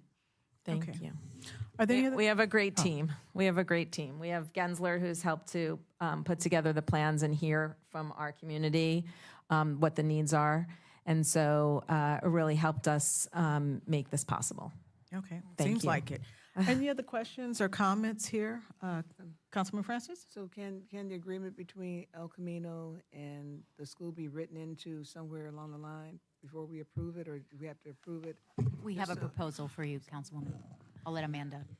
So yes, so in regards to the concerns in relation to providing adequate parking during the special events that may be held by the school property, Staff is recommending that an amendment be made to the conditions of approval to include if the property hosts events, the applicant must demonstrate that adequate parking is available. If an agreement exists with another property owner, it must be submitted to the city prior to any event.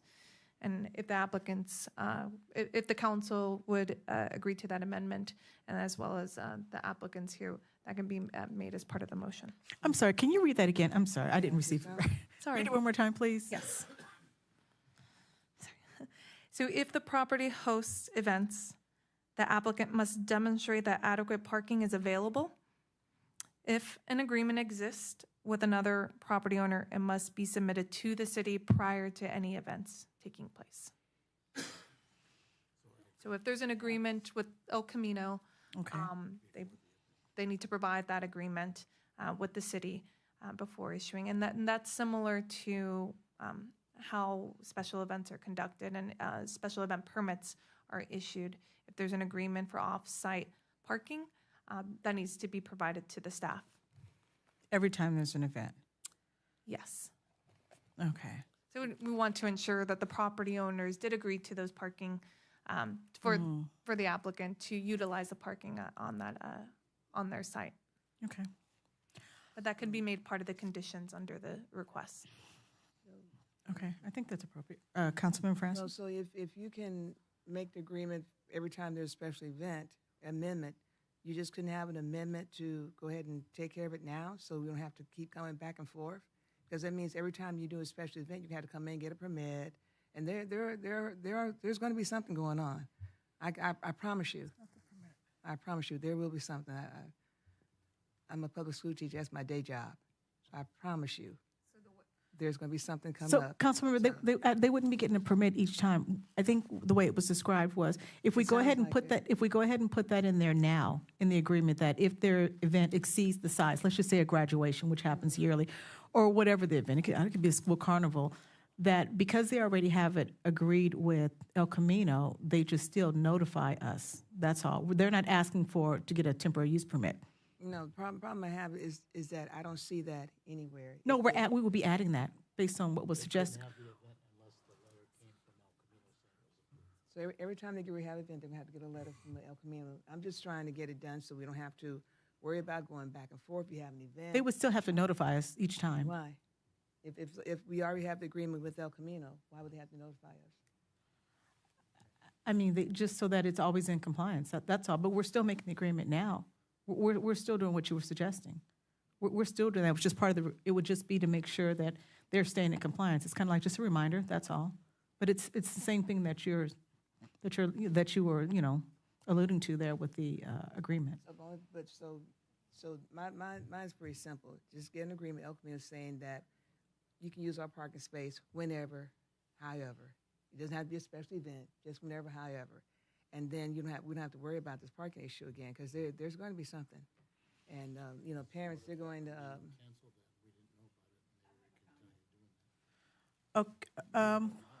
Okay, let's go to Councilmember Love, and we're going to come back to that. Just give us a second. I agree with the amendment that Amanda is making, because there's other parking that may be offered to the school that may not require El Camino. There's the Korean church, I believe, that they may make an agreement with, or there is the parking from the gym that they did not acquire in the purchase that has parking on that same side of the street. So to tie their hands to an agreement with El Camino, I don't think is fair. I think the amendment that Amanda is making should be sufficient, because they have to prove to us that they're going to supply sufficient parking for every event. But to tell them that they need an agreement with El Camino when there's other more convenient parking that may be available to them, I think the agreement that Amanda is making is fair. Well, I understand El Camino was not, that was my suggestion. That came from them. I had no idea about what was going on with El Camino until it was mentioned. I have another suggestion. I'm just trying to make sure that that your situation's solved. You have to come back and I appreciate that. all that. Just get it done. Yeah. Hey. I appreciate that. So what I did was I looked up the CUP that we have with the city of Los Angeles to see how they wrote the special event parking requirement.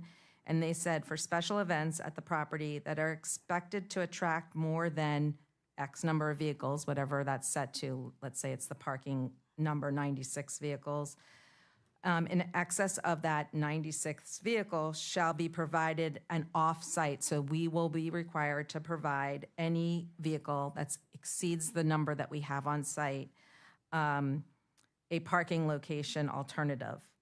In this particular instance, they named some alternatives that we could seek, like the Boys and Girls Club that was near the site, and which the school shall secure to the satisfaction of the Department of City Planning. And those persons attending the event shall be instructed not to park on the public single-family streets. Attendees shall also be instructed in writing to park in such off-site parking locations, and/or the school shall make available parking attendance. So that was the way they kind of crafted the language. I don't know if that's helpful. Madam Mayor, it's the same thing Amanda's proposing, actually, because at the end of the day, it's still, you have to provide proof that you have an agreement with some sort of entity.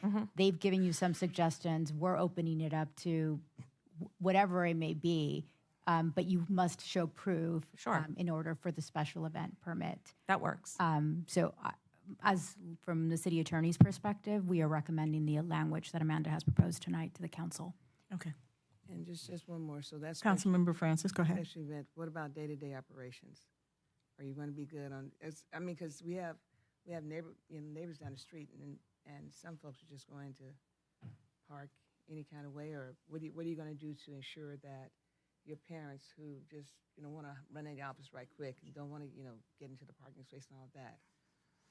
But is there anything that you can do? So- Because we have neighbors that are there, and so far you say you're going to notify special events and all that. But I'm really not in favor of reduction in parking spaces because I So in regards to your increase in parking, question but never on, reduction. sorry.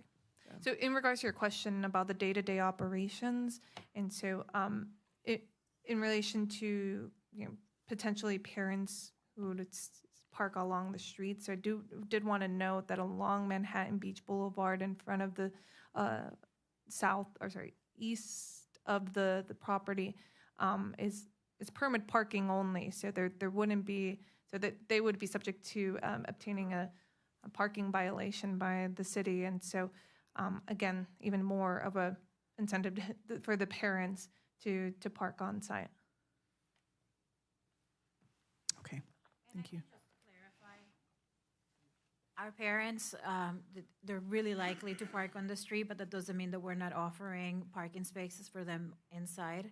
Like Allison mentioned earlier, we have an overflow of parking. There's the smaller parking, hardly ever has any cars in it. And so it can just be one added step that we do to our communication with our parents. We can just ask them to make sure they're parking inside of our campus. That just requires one of us to open the gate for them. There's also a requirement in the conditions, There's also a requirement in the conditions that we have monitors for day-to-day operations that are watching and supervising the parking and drop-off. So that is part of the CUP requirements. Okay. And I think because we have such an active police department and our neighborhood watch in the community, I feel like if there's ever any issues like that, or if we need to make any general reminders to the parents that, we have a really good open line of communication that can happen between our police department to the school, and then, if you guys need to remind our parents, that these are, the requirements around here, that can be facilitated there. So yeah, this year we sent out lots of video reminders, and we sent out, we put up the lawn flyers to notice the public and the parents that drop off where to park. Okay. And they started off the year not so perfect. Okay. And as the year progressed, they got better and better. And we also had more and more attendance on the streets supporting parents and understanding what the challenges were. And so things got better. Yeah. And the neighbors actually asked for their own lawn signs to put out in front of their house. Okay. So it helps. And we also we work with the city to change the parking regulations on the street on Manhattan Beach Boulevard to prevent parking during drop-off and pickup. So anybody that parks in front of the site also could get ticketed if they park there during drop-off and pickup hours. So that was also a big help. I see. Okay. Well, I think that's really great. And like I said, because we have such an active neighborhood watch around, if there's ever any issues, we'll hear it there first, and we can always get the word back to you. But, most of the time for myself, I'm not in favor of ever reducing parking there, because parking is such a big issue everywhere, as we've alluded to earlier. But it seems like you guys, like I said, have really figured it out. And again, I can't tell you how much I appreciate the way you have that new drop-off system. I wish we could kind of reconfigure a lot more of our schools just to kind of, make a lot of the surrounding communities, feel a little bit better about morning drop-offs and evening pickups as well. If there are no more questions, I'd like to just go ahead and close the hearing at this time. And where are we? Close the hearing at this time. Make a motion to adopt resolution number 6694 with the condition of adding in, Amanda, can you just read exactly what that would be one more time, just so it can be read into the minutes of the meeting? This is what the condition would be. Again, the applicants would be subject to additional condition that reads, if the property hosts events, the applicant must demonstrate that adequate parking is available. If an agreement exists with another property owner, it must be submitted to the city prior to any event. Okay. So I'm going to go ahead and make that motion. Is there a second? Okay. Madam City Clerk, a motion was made by myself, seconded by Councilmember Love. Will you call the roll, please? Mayor Serta, Yes. Councilmember Love, Yes. Mayor Pro Tem Tanaka. Yes. Councilmember Henderson Yes. and Councilmember Francis. No. Okay.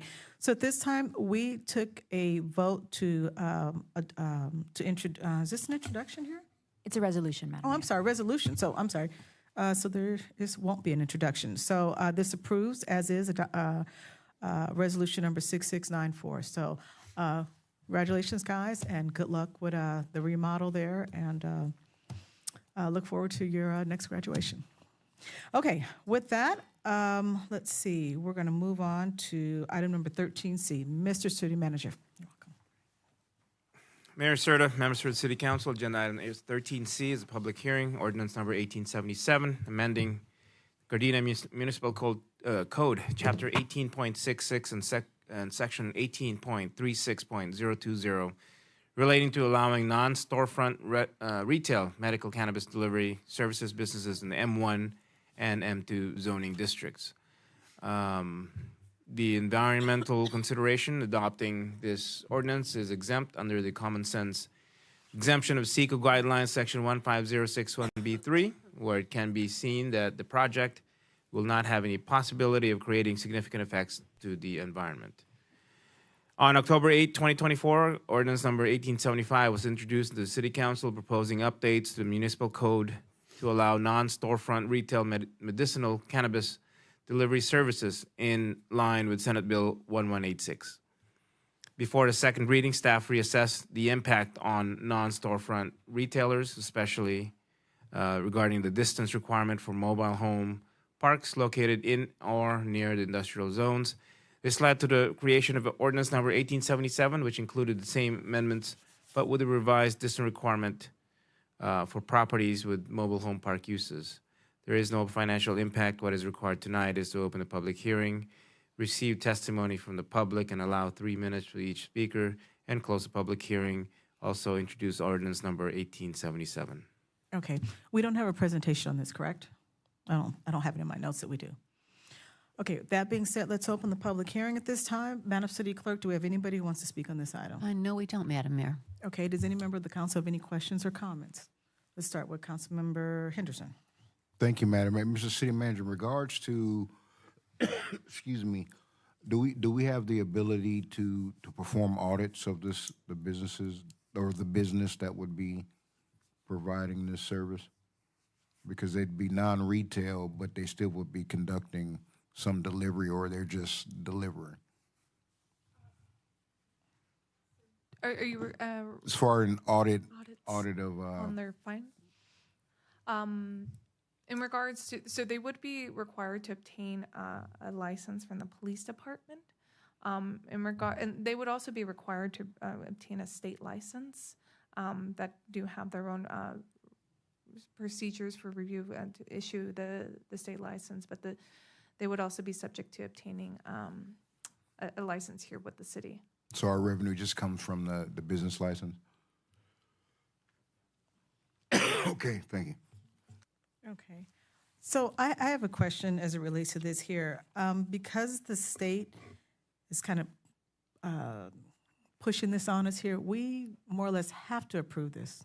Is that correct? The state is mandating this on you. Mandating, thank you. If you don't pass an ordinance, the reason you would want to pass an ordinance is that the little local control that they're allowing you to have, you're basically putting that into your code. If you choose not to adopt the ordinance, then the sensitive areas, for example, that are being proposed, you wouldn't have that, but you would still be required by the state to allow this. I see. Okay, thank you. Any other, you have a question? Councilmember I have a couple. Francis, I'm sorry, go ahead. Thank you. So I understand we're mandated by the state. We can't say no, but we can say what it looks like and be within the guidelines. We can do that. For example, with the delivery drivers, is there a requirement that they have some type of liability insurance? I mean, at least, some type of insurance. We're going to let people drive these vans without any verification whether or not they have insurance? Yeah, so the state, their cannabis license is being obtained by the state, and so the state has a procedure in place as to what they're requiring. When we have delivery drivers here in the city, we don't have a requirement that they must show us proof. For example, the Domino's that delivers in town, we don't require Domino's to provide the city a requirement. It could be seen by the state that us adding this additional requirement of insurance when we don't require it of other businesses that do deliveries in town as basically the state may see it as a backdoor way of us trying to prevent this that may subject you to potential liability from the state. Well, we're going to approve, but I think Domino drivers, if they do drive the pizza, I think if Domino's was smart, and I think that they are, I think they are required that the driver have some type of liability insurance. I think I read it somewhere in one of those state requirements. I could be wrong. I'll go back and look it up again, but we should at least want that in terms of. So the state has what's called Prop 213, which requires all drivers in the state, you must have a specific type of insurance in order to drive. It used to be that you were only required to have 15,000. Actually, effective January 1st of this year, it went up to now 30,000. So that is a state law on anyone that drives any vehicle in the state. But I just want to make sure that is there any way we can make sure that for a particular business that we can ask for the drivers to have some type of liability insurance. So specifically for cannabis, this particular business we're talking about. If we can, if they think we might be trying to stop them, then, but I don't think, at least from what I read, I think the state said that we can, that it's okay, that we can for this particular type of business. I could be wrong. I'll go back and look it up again. From the city attorney's recommendation, there is already a law that requires liability insurance of every driver. To add an additional requirement of liability insurance on only deliveries of cannabis in the city, I think there is a potential for the city to expose itself, for the state to see that as a way of you trying to hinder or prevent these types of deliveries in the city. No, not just regulating it. This says we can regulate. And the other thing is, can we ask for a surety bond to make sure they pay their taxes, their business tax and things to us? So we don't require it of other businesses. The same opinion as I provided with regards to the insurance. Again, it's up to the council's discretion. This is just legal's opinion. Mm-hmm. But do we require other businesses to go to the Gardena Police Department for their license, or just the cannabis? We have, I believe, massage parlors and the casinos, I think, are the two that come to mind. Those are the ones. So we're putting cannabis right in line with the massage parlors, and they're different kind of businesses, you know. We don't require the massage parlors to do surety bonds, and I'm not aware. I'm not aware as I sit here right now whether or not. Going through the police department for their business. Because normally a business, if I want to open a business, I would go through the community development, and I say I'd like to open a business. Then community development says, well, if you open a business, either it's within the city guidelines, or now you have to go with a conditional use permit, and then you tell me what I need to do. Is that right? So I'm just kind of curious. Now we're offering them a business permit.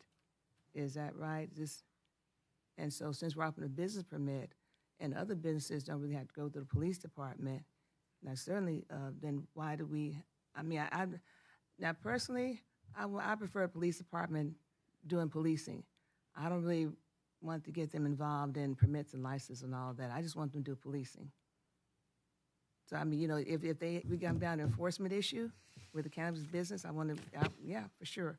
But in terms of going there, or a place get fingerprints, I want to make sure that the person who's applying for the license isn't a felon or hasn't committed any kind of crimes or whatever. They're good people. So the it's in there. The licensing scheme currently that we have proposed with regards to cannabis deliveries or these types of businesses is very similar in line to what we have for massage parlors as well as for the casino employees. Again, if you were to, this is an option that you have as you're taking advantage of being able to have this local control. If you were to choose not to adopt the ordinance, then you wouldn't subject them to that. But currently, the way the ordinance is proposed, it is subjecting them. They do have to go through these background checks. So they don't just go to community development. The background checks are being done just like with massage parlors and casinos through police department. But I thought it was just for the license. So it doesn't have anything to do now. As maybe I could have read it wrong, but I thought it said just for the license they had to go through the police department rather than come through community development. Now that's what I thought. Is that what it said, or did I read it wrong? So there are two parts to the ordinance. First is an amendment to the zoning code, which establishes what you're referring to as land use, and so where these types of operations or businesses are allowed. So the way the ordinance reads is that they would be allowed by right in the M1 and the M2 zones, provided that they meet current certain standards, including the distance requirement. And then the next step would be, yes, they would have to then obtain a license from the police department in order to operate. And they do have a list of the regulations that they are subject to within their through their permit process, similar to as City Attorney Vasquez was referring to as massage businesses, car dealers, also go through a similar process with the police department. But there are land use regulations within the zoning code that establish where these uses are allowed. Now you do know we have residential over in that manufacturing. We have homes over there, lots of them, like mobile park homes and. You're correct, and so that's why this new ordinance is being brought before you tonight to establish that slight difference in distance requirement specifically for mobile home parks, because you are correct, there are a number of mobile home parks within the industrial zones. Homes too, I've seen them, like 3-bedroom houses, single-family residences. Yes, those are considered legal non-conforming. They've been there for quite some time, and so they're allowed to continue, but they are in the industrial zones. Again, either way, it's dependent on the land use that's there. So these establishments would have to show the proper distance from those current land uses. So if there is a resident, they do need to meet the distance requirement. Thank you so much. Now, it's a delivery. I'm wondering, now where are they going to, now when usually you have like a delivery type arrangement, there's a car or a van that drives up, it stops, it gets, and you have to, now, I'm assuming that these companies are, I could be wrong, these companies are going to have either their own van pool, or they're going to have independent drivers. And so is there some type of parking space allowance that we should consider, just to make sure that it was a really big delivery service? I mean, they become really successful. They have, say, maybe 50 vans that maybe they're storing, or how are we going to make sure that, you know, the parking is okay? I know we talked about parking over there one time before and sharing space and all that, but I just want to make sure that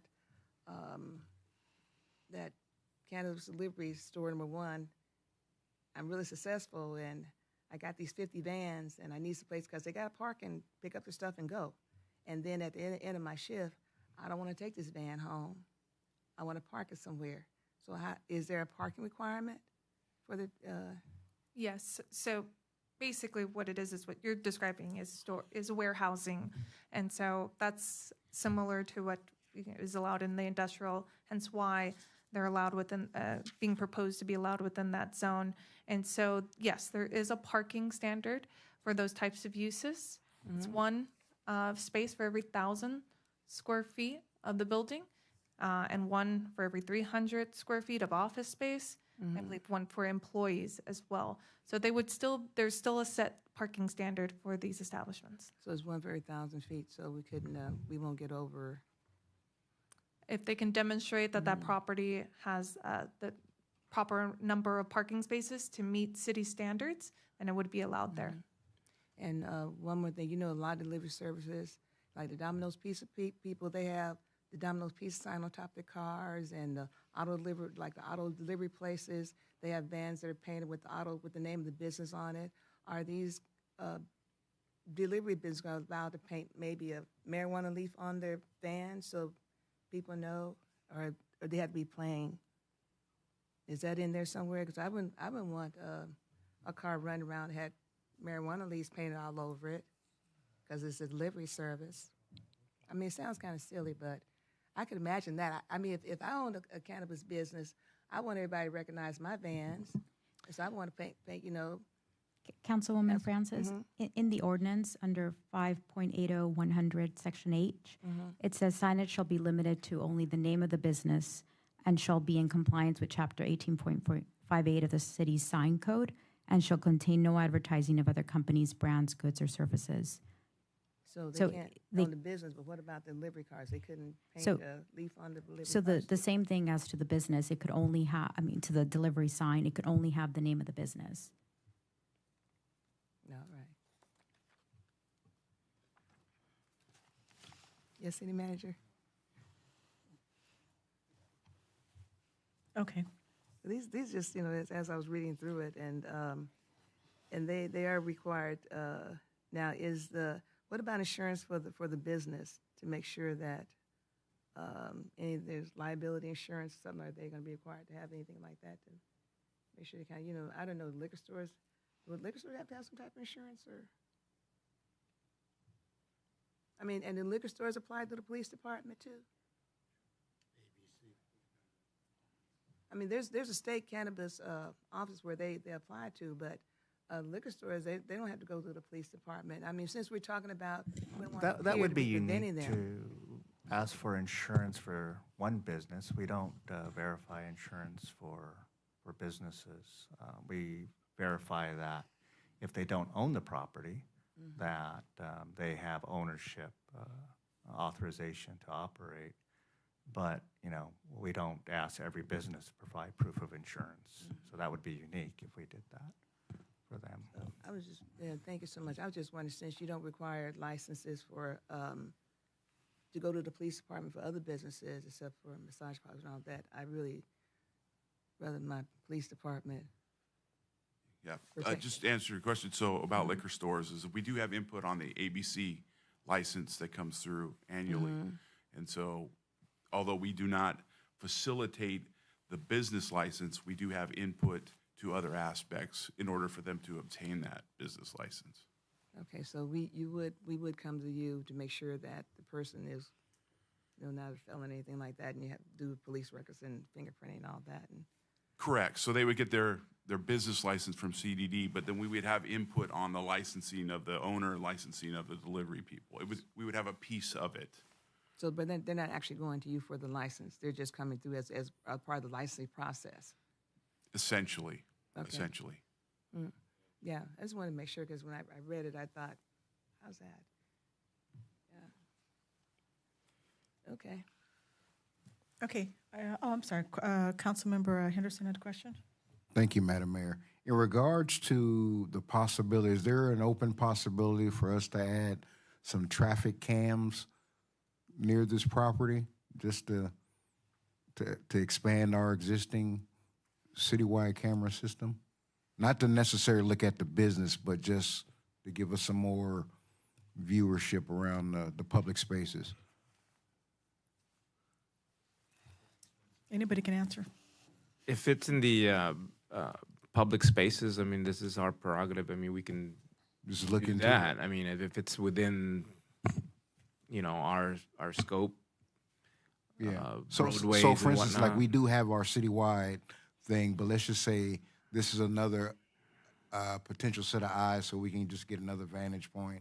If it's in near an intersection that we don't have covered, is that a I possibility? mean, we can always add cameras to intersections and whatnot. We just But make them probably pay for don't it. want to like have 5 cameras pointed at. No, not at that the site. business, but out looking. Yeah. Yeah. Because it may seem like we're singling them a little. Maybe. Oh, well. I mean, I'm just looking at it Yeah, I from just was outside. wondering if that was a possibility, because I'm just trying to think of the site. You're getting kind of close, slippery. Yeah, okay. I'll just add, because as it relates to security, there is a provision that would require the business to designate a security representative and liaison who would meet with the chief regarding any security-related measures and or operation issues. I know it's not necessarily a requirement in the way you suggested, but there are certain measures within there that do go towards having security on site. And what prompted this is I'm thinking about, my favorite heist movie, and everybody knows that there's some product there.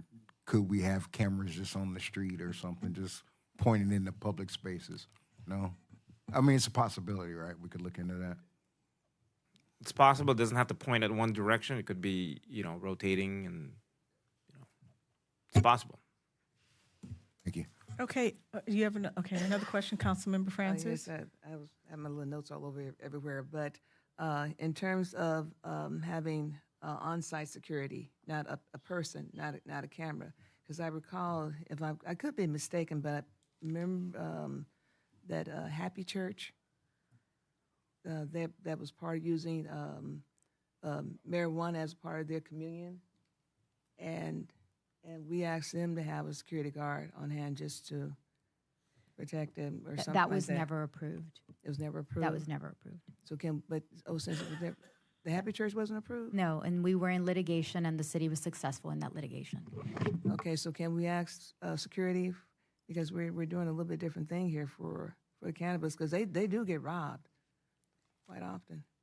Well, not as often as should, but this is not a little bit something different. So can we ask that they have security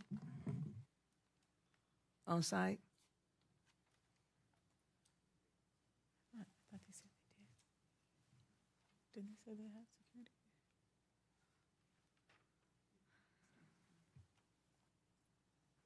So, I mean, you're right. It's not a retail location. So there's really nothing to secure, other than the routes that they take when they deliver the Where are they going to products. store all this product? Isn't it going to be from the point where they pick up from delivery, or is just these are independent people that are riding around with marijuana in their cars or coming from their homes? So it's a warehouse, and It's a they warehouse. and they have to have employees, because Mhm. remember, the employees also have to go through, and these are the employees who are going to be delivering, who also have to go through the background.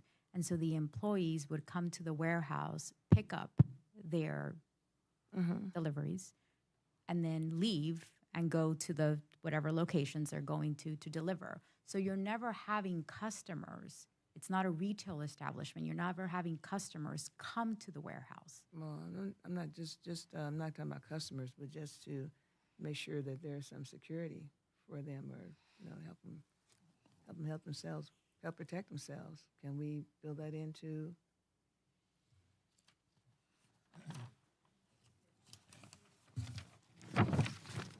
So under operational standards, I think the same section you referenced, 5.80.100 on the second page G, under section G, that the business shall designate a security representative or liaison who will meet with the chief regarding any security-related measures and/or operational issues.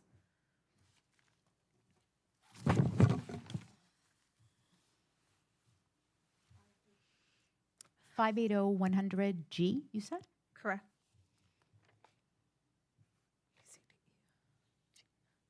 On the second. Oh yeah, page 16 of the ordinance.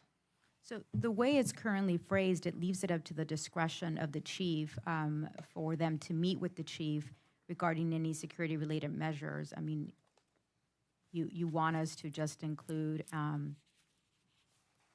it would be at his discretion whether or not he wants to require them to have a security guard there if he feels it deemed needed.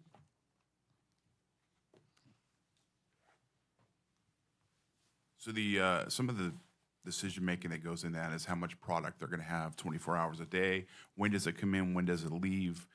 If it is just a storage place, which that's essentially what it is, to mandate them having 24-hour security guards would be problematic to the overall cost of doing that business. If at times there is no product in the location, and again, it kind of goes back to the liaison once this thing gets started and figuring out when and where that product is coming from. So they won't be required to have on-site security. 24 hours? No. Okay. Is there there's a time frame you can be open from? For example, nightclubs, they have to stop serving at 1 o'clock? Mm-hmm. So is there going to be a time where they have to, again, they run 24-hour delivery? There's no Or there's certain standard hours? There's no requirement that says you can only be open from X hour to X hour. So it could run at 24 hours a day because there's no requirement for that. Should there be? Well, again, it goes back to, it depends on what their operational model is going to be. If there's no product overnight, or they're only working during the days, or however their operation establishes itself. That's why we have the security liaison, which goes in and says, okay, what exactly are you going to be doing? And then we look at that exposure. Right, thank you. Appreciate it. Okay, if there are no other questions here on this particular item, let's see where we're at here. At this time, we'd like to go ahead and close the hearing and see if there is a motion to introduce ordinance number 1877. So moved. Is there a second? Okay. Madam City Clerk, there was a motion made by Councilmember Tanaka and a second by Councilmember Love. Will you call the roll, please? Mayor Pro Tem Tanaka? Yes. Councilmember Love? Yes. Councilmember Henderson? Yes. Councilmember Francis? Yes. And Mayor Serta? Yes. Okay, because Councilmember Tanaka, Mayor Pro Tem Tanaka made the motion, technically he will be the one introducing ordinance number 1877. Okay, next up is item number 14A. Mr. City Manager. Mayor Serta, members of the City Council, agenda item 14A is ordinance number 1880, amending sections 14.04.090 and 14.04.220 of chapter 14.04 residential rent mediation and hearings of the Gardena Municipal Code relating to notification of rent increases. Staff respectfully recommends that City Council introduce ordinance number 1880, which amends section 14.04.090 and 14.04.220 of the Gardena Municipal Code relating to the notification of rent increases. Currently, the GMC states the notice of rent increase greater than 10% requires a 60-day notice. Per Assembly Bill AB 1110, a 90-day notice is now required if the notice of rent increase is greater than 10%.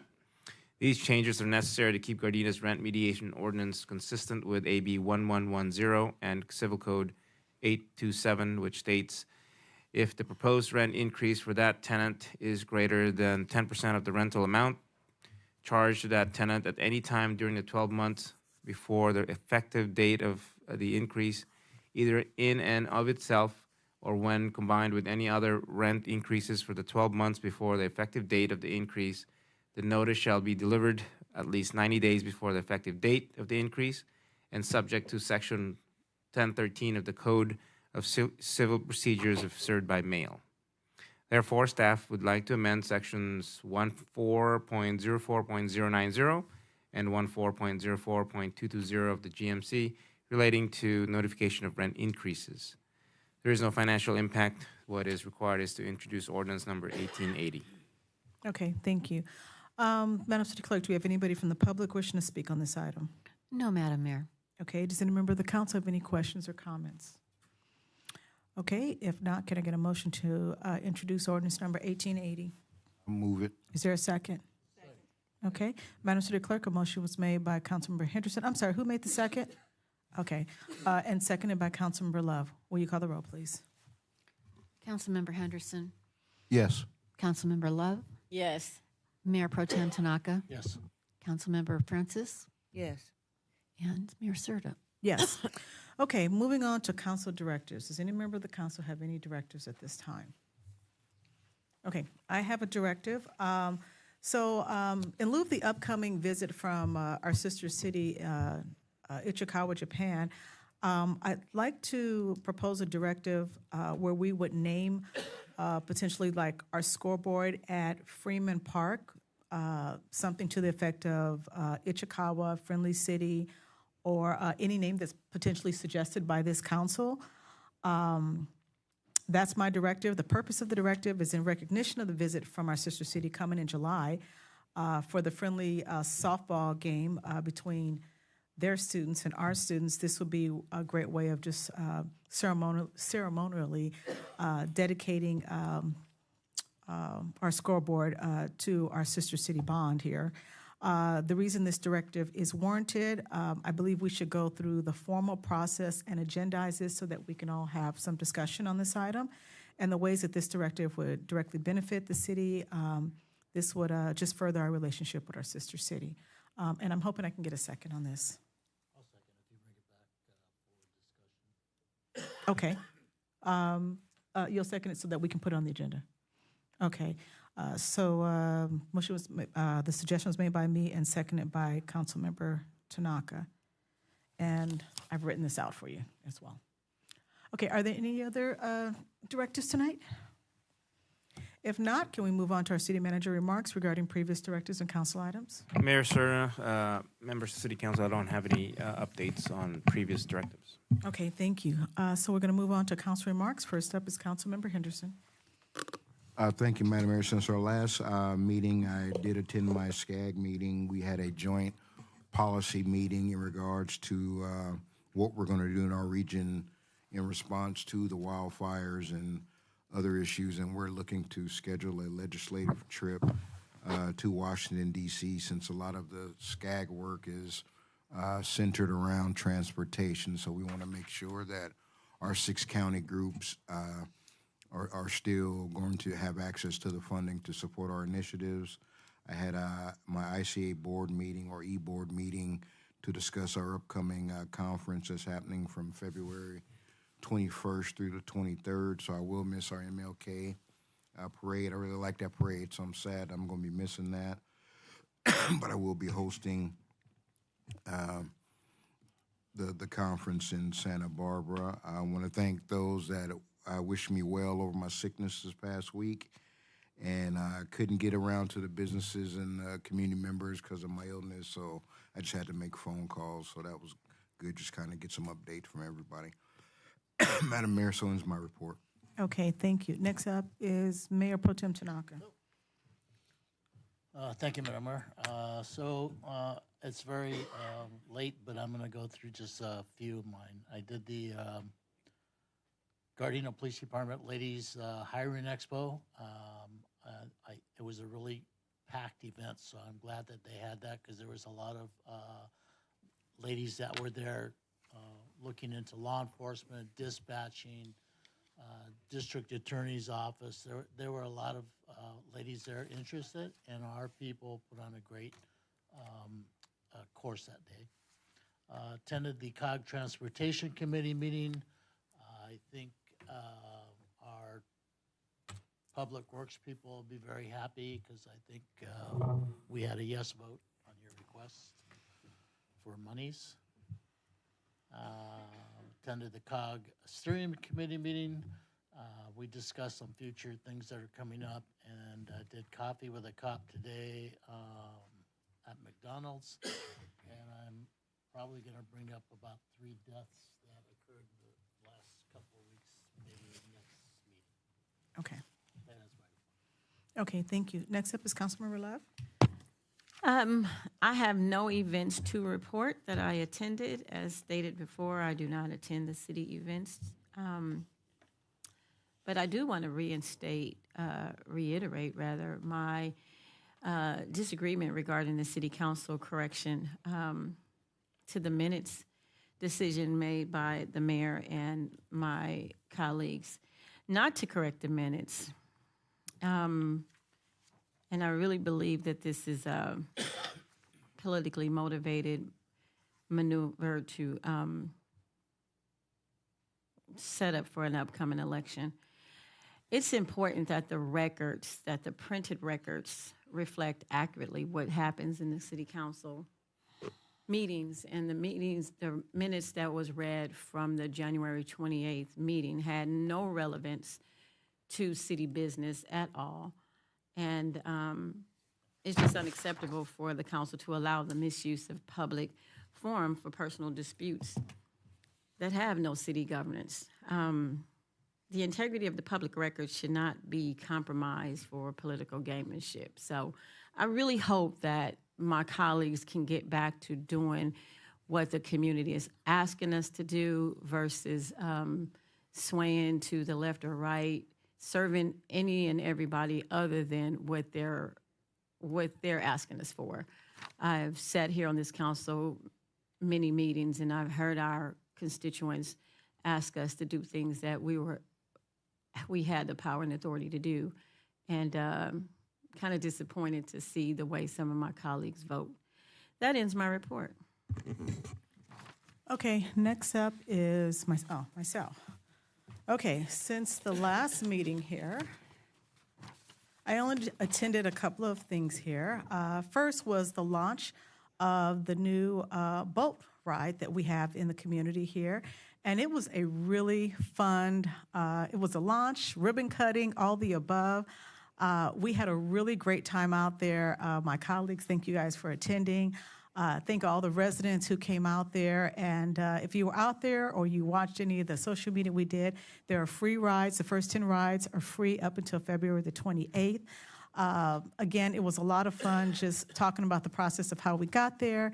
The ribbon cutting that everybody participated in, and I think the best part was watching the confetti get popped out of the canisters. It was awesome. So thank you guys for having a really fun event. I definitely think we ought to do the confetti like that again. I do feel sorry for the guys who had to pick it up, probably Public Works, but once again, it was something fun and a little different. In fact, instead of just cutting the ribbon, they decided to just have the vehicle kind of drive through and bust the ribbon open. So that too was a lot of fun. Also, besides that, on a sad note, I attended the funeral services of one of our residents, Miss Essie Edwards. She was somebody who was commonly always at our Coffee with a Cop, and over the past couple of years, especially since COVID, didn't see her there. She was a resident that we adjourned in memory of who was 98 years old, but she loved coming to Coffee with a Cop. And I guess when she couldn't come by herself, her neighbor would bring her. So I did attend her funeral services, and some of you guys may have even seen my posting I had where I had this hat on. and a little purse. Well, she decided one day she was going to make it for me, and she presented that to me a couple of years ago. And to my surprise, along with myself, everybody had on a hat that she made. So I did give some remarks at her funeral, as well as, Chief, I know you were out of town, and I gave remarks on behalf of you because, again, we always appreciate our residents always coming out to just support all of our events. Also, on a week ago Sunday, I attended the Okinawa Association of America's 2025 New Year's Party. A great event as always, and happy that I was able to be there along with our Assembly member, Al Marzucci. And then lastly, I attended the Los Angeles County City Selection Committee meeting as we chose a new member for AQMD. And the person who was chosen to represent our city will be Brenda Almost from the city of Paramount. So a lot of great events. That was all I was able to do because I went on vacation, something I never do. And so unfortunately, I apologize to the people who were texting me all weekend. I was out of cell phone range, so I couldn't respond. But just the last thing I just want to kind of mention here, it was kind of been alluded to, said several times about unfair treatment on this council, things that alluding to, like myself, trying to do things that are politically motivated. As elected officials here, our only job is to sit here and be leaders of this community. And things that are important to us is making sure we get these resolutions, these things changed here, businesses that are trying to come here just to do our job. Again, we can't control anybody who wants to come up here and talk during oral communication. Everybody has that right. It's their First Amendment right. They can talk about whatever they want to talk about during oral communication. I've even heard of situations where people got up during oral communication and sang a song. So it's their right to do that.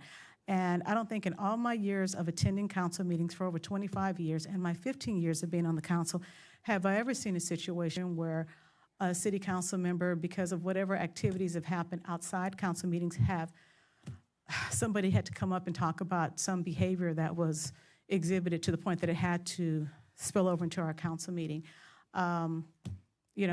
People come here and they do that, and I don't think any of us have the power to control anybody to do that.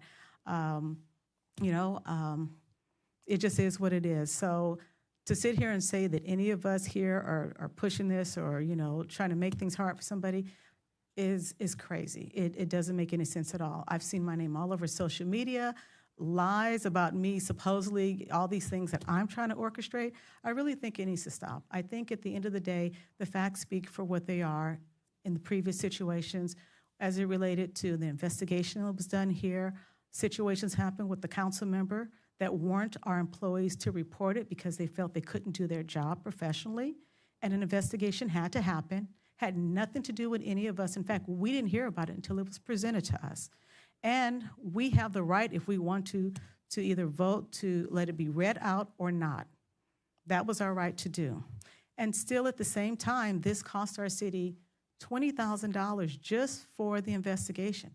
That's not including the legal fees, not to mention it left us open to exposure that if either one of these employees want to sue the city, we could be out of a lot more money. So, these were just the facts. This is just the way it happened. And to sit here and try to make it seem like my colleague was the victim here, you need to look at what initially happened in the beginning. It had nothing to do with us. None of us were even involved in this. So with that, I just want to set the record straight. As it relates to all of that, we're just trying to do our job and conduct business. And, everything that I do, and I can't speak for everybody here, but, we're just handling the business at hand as it relates to the city of Gardena. We have no gain in any of this politically, emotionally, or anything like that. It is what it is. Okay, and that ends my closing remarks. And next up is Councilmember Francis. Oh, boy. Here we go. So first of all, let me thank everybody who's been watching from home. And for those who came out tonight for whatever reason, thank you for coming out and participating in our city council meeting or communication comments.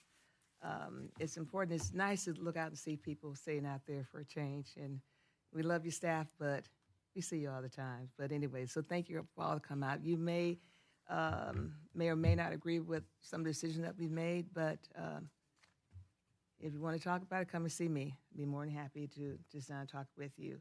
I'm excited about this Find and Protect campaign. I think it's going to help a whole lot of folks, and I'm glad we're doing there's a lot of good things that are going on in our city. We're doing a lot of good stuff, so just want to make sure. And what you see down here, we don't always agree on all everything. We're not supposed to, but my goal is to make sure that we make the best decisions for the city of Gardena, because I live here and I've got to live with some of these decisions hopefully long after the city council is over. I got to live with some of these, so we're going to try and make the best decisions that works for the city of Gardena. And just want to also remind everybody to come out for our annual Dr. Martin Luther King Jr. Commemorative Parade. It was originally scheduled for January 15th, but because of the fires and all of that, it was rescheduled for February 22nd. That's the last Saturday of this month. It starts at Sarah High School, and then it proceeds down Van Ness Avenue to Raleigh Park. And at the end of the parade, we'll have a battle of the bands. And that's always a lot of fun. And our Grand Marshal is A.C. Green, former Laker. Our community Grand Marshal is Senator Stephen Bradford, who's done a lot for our community, grew up here. And our hometown hero is Dylan Andrews. And I understand he has a game that weekend and he won't be able to attend. We're sorry to hear that. But he's still our hometown hero. Young man grew up in our city, played right there at Raleigh Park, played in the gym, and now he's at UCLA doing great things for us. And he not only that, but he came back and did a basketball clinic for our young people and gave away some laptops. So whether he's in the parade or not, he's still our hometown hero. I also want to say congratulations to our essay contest winners. And they wrote some very good essays. I think our future is in good hands based on some of the essays I read with our young people. So congratulations to Caden Moore, Gianna Strita, and Bianca Magnifico, our first place winner. Congratulations. And as we said, each got a certificate. First place winner got $400. Second place winner received $300. And third place winner received $200. Also, if you're a graduating high school senior, be on the lookout for the Arthur Johnson College Scholarship Program that's named for the founder of Dr. Martin Luther King Jr. Culture Committee. And you should hear about that around April. And a special thank you to Mr. Martinez and Ms. Bo-Mi Kim from Gardena High School for supporting our students. They're the reason that we had so many submissions and the reason that we had such great essays, and some wonderful young people came out. So again, thank you, everybody. Looking forward to seeing you all at the parade. Hope the weather, we agree, won't be too cold. And come on out and support us.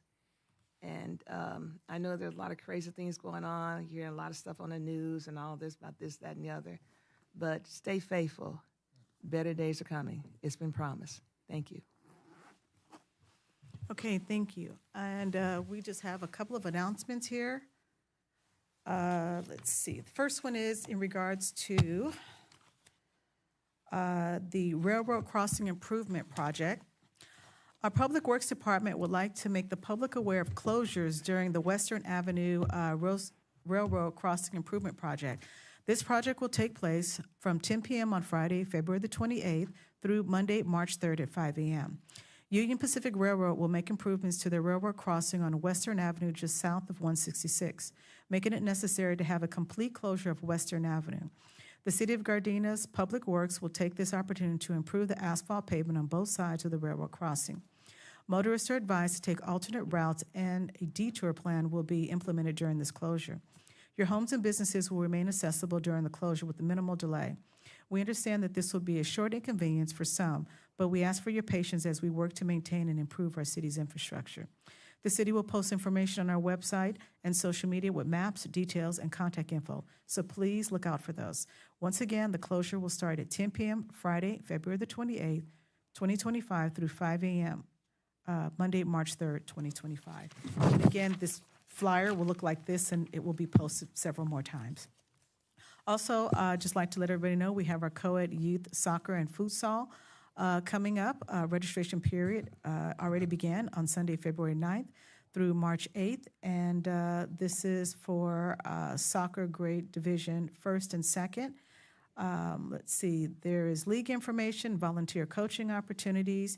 I'm sorry, the grades were first and second, as well as third, fourth, fifth, and sixth. So registration for residents is $60 and non-residents is $70, which includes uniforms and a uniform jersey and shorts. If you'd like more information, you can call our city Parks and Rec Department at 310-217-9537. We also have our semi-annual cleanup day coming, and this is the event where you guys can get rid of all of those furniture items and appliances. If your normal trash day is on Monday, your day will be February the 15th. If your trash day is Tuesday, it will be February 22nd. Wednesday, March 1st. If it's Thursday, March 8th. And if it's Friday, March the 15th. Some of the items that will be accepted will be anything that can be safely handled by 2 people, furniture, appliances, yard waste that is bagged, and wood waste.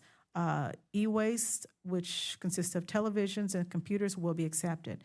Things that will not be accepted is anything that cannot be handled by 2 people, oil or hazardous waste, fluorescent light bulbs, tubes, tires, concrete, dirt, or building material, medical waste, or commercial business waste. If you have any questions, you can call our waste resources at 888-467-7600. And it was also mentioned earlier tonight, but we do have the new date now for the Dr. Martin Luther King Jr. Commemorative Parade, which will be Saturday, February the 27th from 10 a.m. to 3 p.m. What did I say? Oh, my apology. Saturday, February 22nd. Thank you, guys. From 10 a.m. to 3 p.m. Battle of the Bands, entertainment, resource booths, food trucks, retail booths, and more. And if you'd like to participate in the parade, you can sign up at www.cityofgardena.org/events. We also have our glow-in-the-dark kickball game. The new date for that, because that too was postponed, will be Saturday, February 22nd at 6 p.m. at Rush Gym. It's free to participants. Registration period is Tuesday, January the 14th through Friday, February the 14th. Maximum of 10 players on teams. You can register individually or you can join a team, and it's for ages 7 through 12. All skill levels are welcome. This is a fun event where everybody came out in their glow-in-the-dark outfits. I went last year. Also, we have our candlelight dinner happening for February, which will be Thursday, February the 27th. This month's theme is Bollywood. Check-in time is 4:30, and dinner is served at 5:15, and entertainment is at 5:45. This is at the Nakoka Community Center, and I highly encourage everybody to please register ahead of time. These events here are candlelight dinners. They fill up really quickly, so please register early for this. You can call 310-217-9552, or you can visit our website at www.cityofgardena.org/events, and attendees must have a complete registration form on file. We also have another glow-in-the-dark event. This is glow-in-the-dark bingo. This is Friday, February the 28th. This will be at Nakoka Community Center from 6 to 8 p.m., and all the proceeds will go towards the Los Angeles wildfire relief. It's $20 to enter, which includes 10 bingo games, and you can register or donate now at www.cityofgardena.org/events. And we also have our Gardena Police Department Community Academy. This here will begin on Saturday, March the 22nd, the 29th, April the 4th, and April the 12th, which will include 4 session course outlines, which will be the station tour, district policing, the volunteers, patrol procedures, and I'm just going through this really quickly, Detective Bureau, crime scene investigation, DUI enforcement, K-9, TACMED, a lot of things to see in our police department, but you must register early. You need to contact Lieutenant Chris Cuff at 310-217-9636, or you can email him at ccuff@gardenapd.org. There's only 12 spots available. We encourage everybody to apply early and now. And our last event is the Gardena Senior Citizens Daycare Center. Since 1981, we have been dedicated to providing a supportive and enriching environment for our seniors with Alzheimer's, dementia, or related disabilities. Our services include engaging in activities designed to stimulate cognitive functions, memory enhancing, exercise, nutritious meals and snacks to promote overall well-being, group activities, fostering a sense of community, and so on. So if you'd like to know more about this here, you can contact us at www.cityofgardena.org/daycare center. If you'd like more information, or you can just call City Hall. So those are your announcements. We don't have any remembrances, so we're going to move on to adjournment. So at this time, the Gardena City Council will adjourn to the closed session portion of our City Council meeting at 7 p.m., followed by the regular City Council meeting at 7:30 p.m. on Tuesday, February the 25th, 2025. At this time, we are adjourned.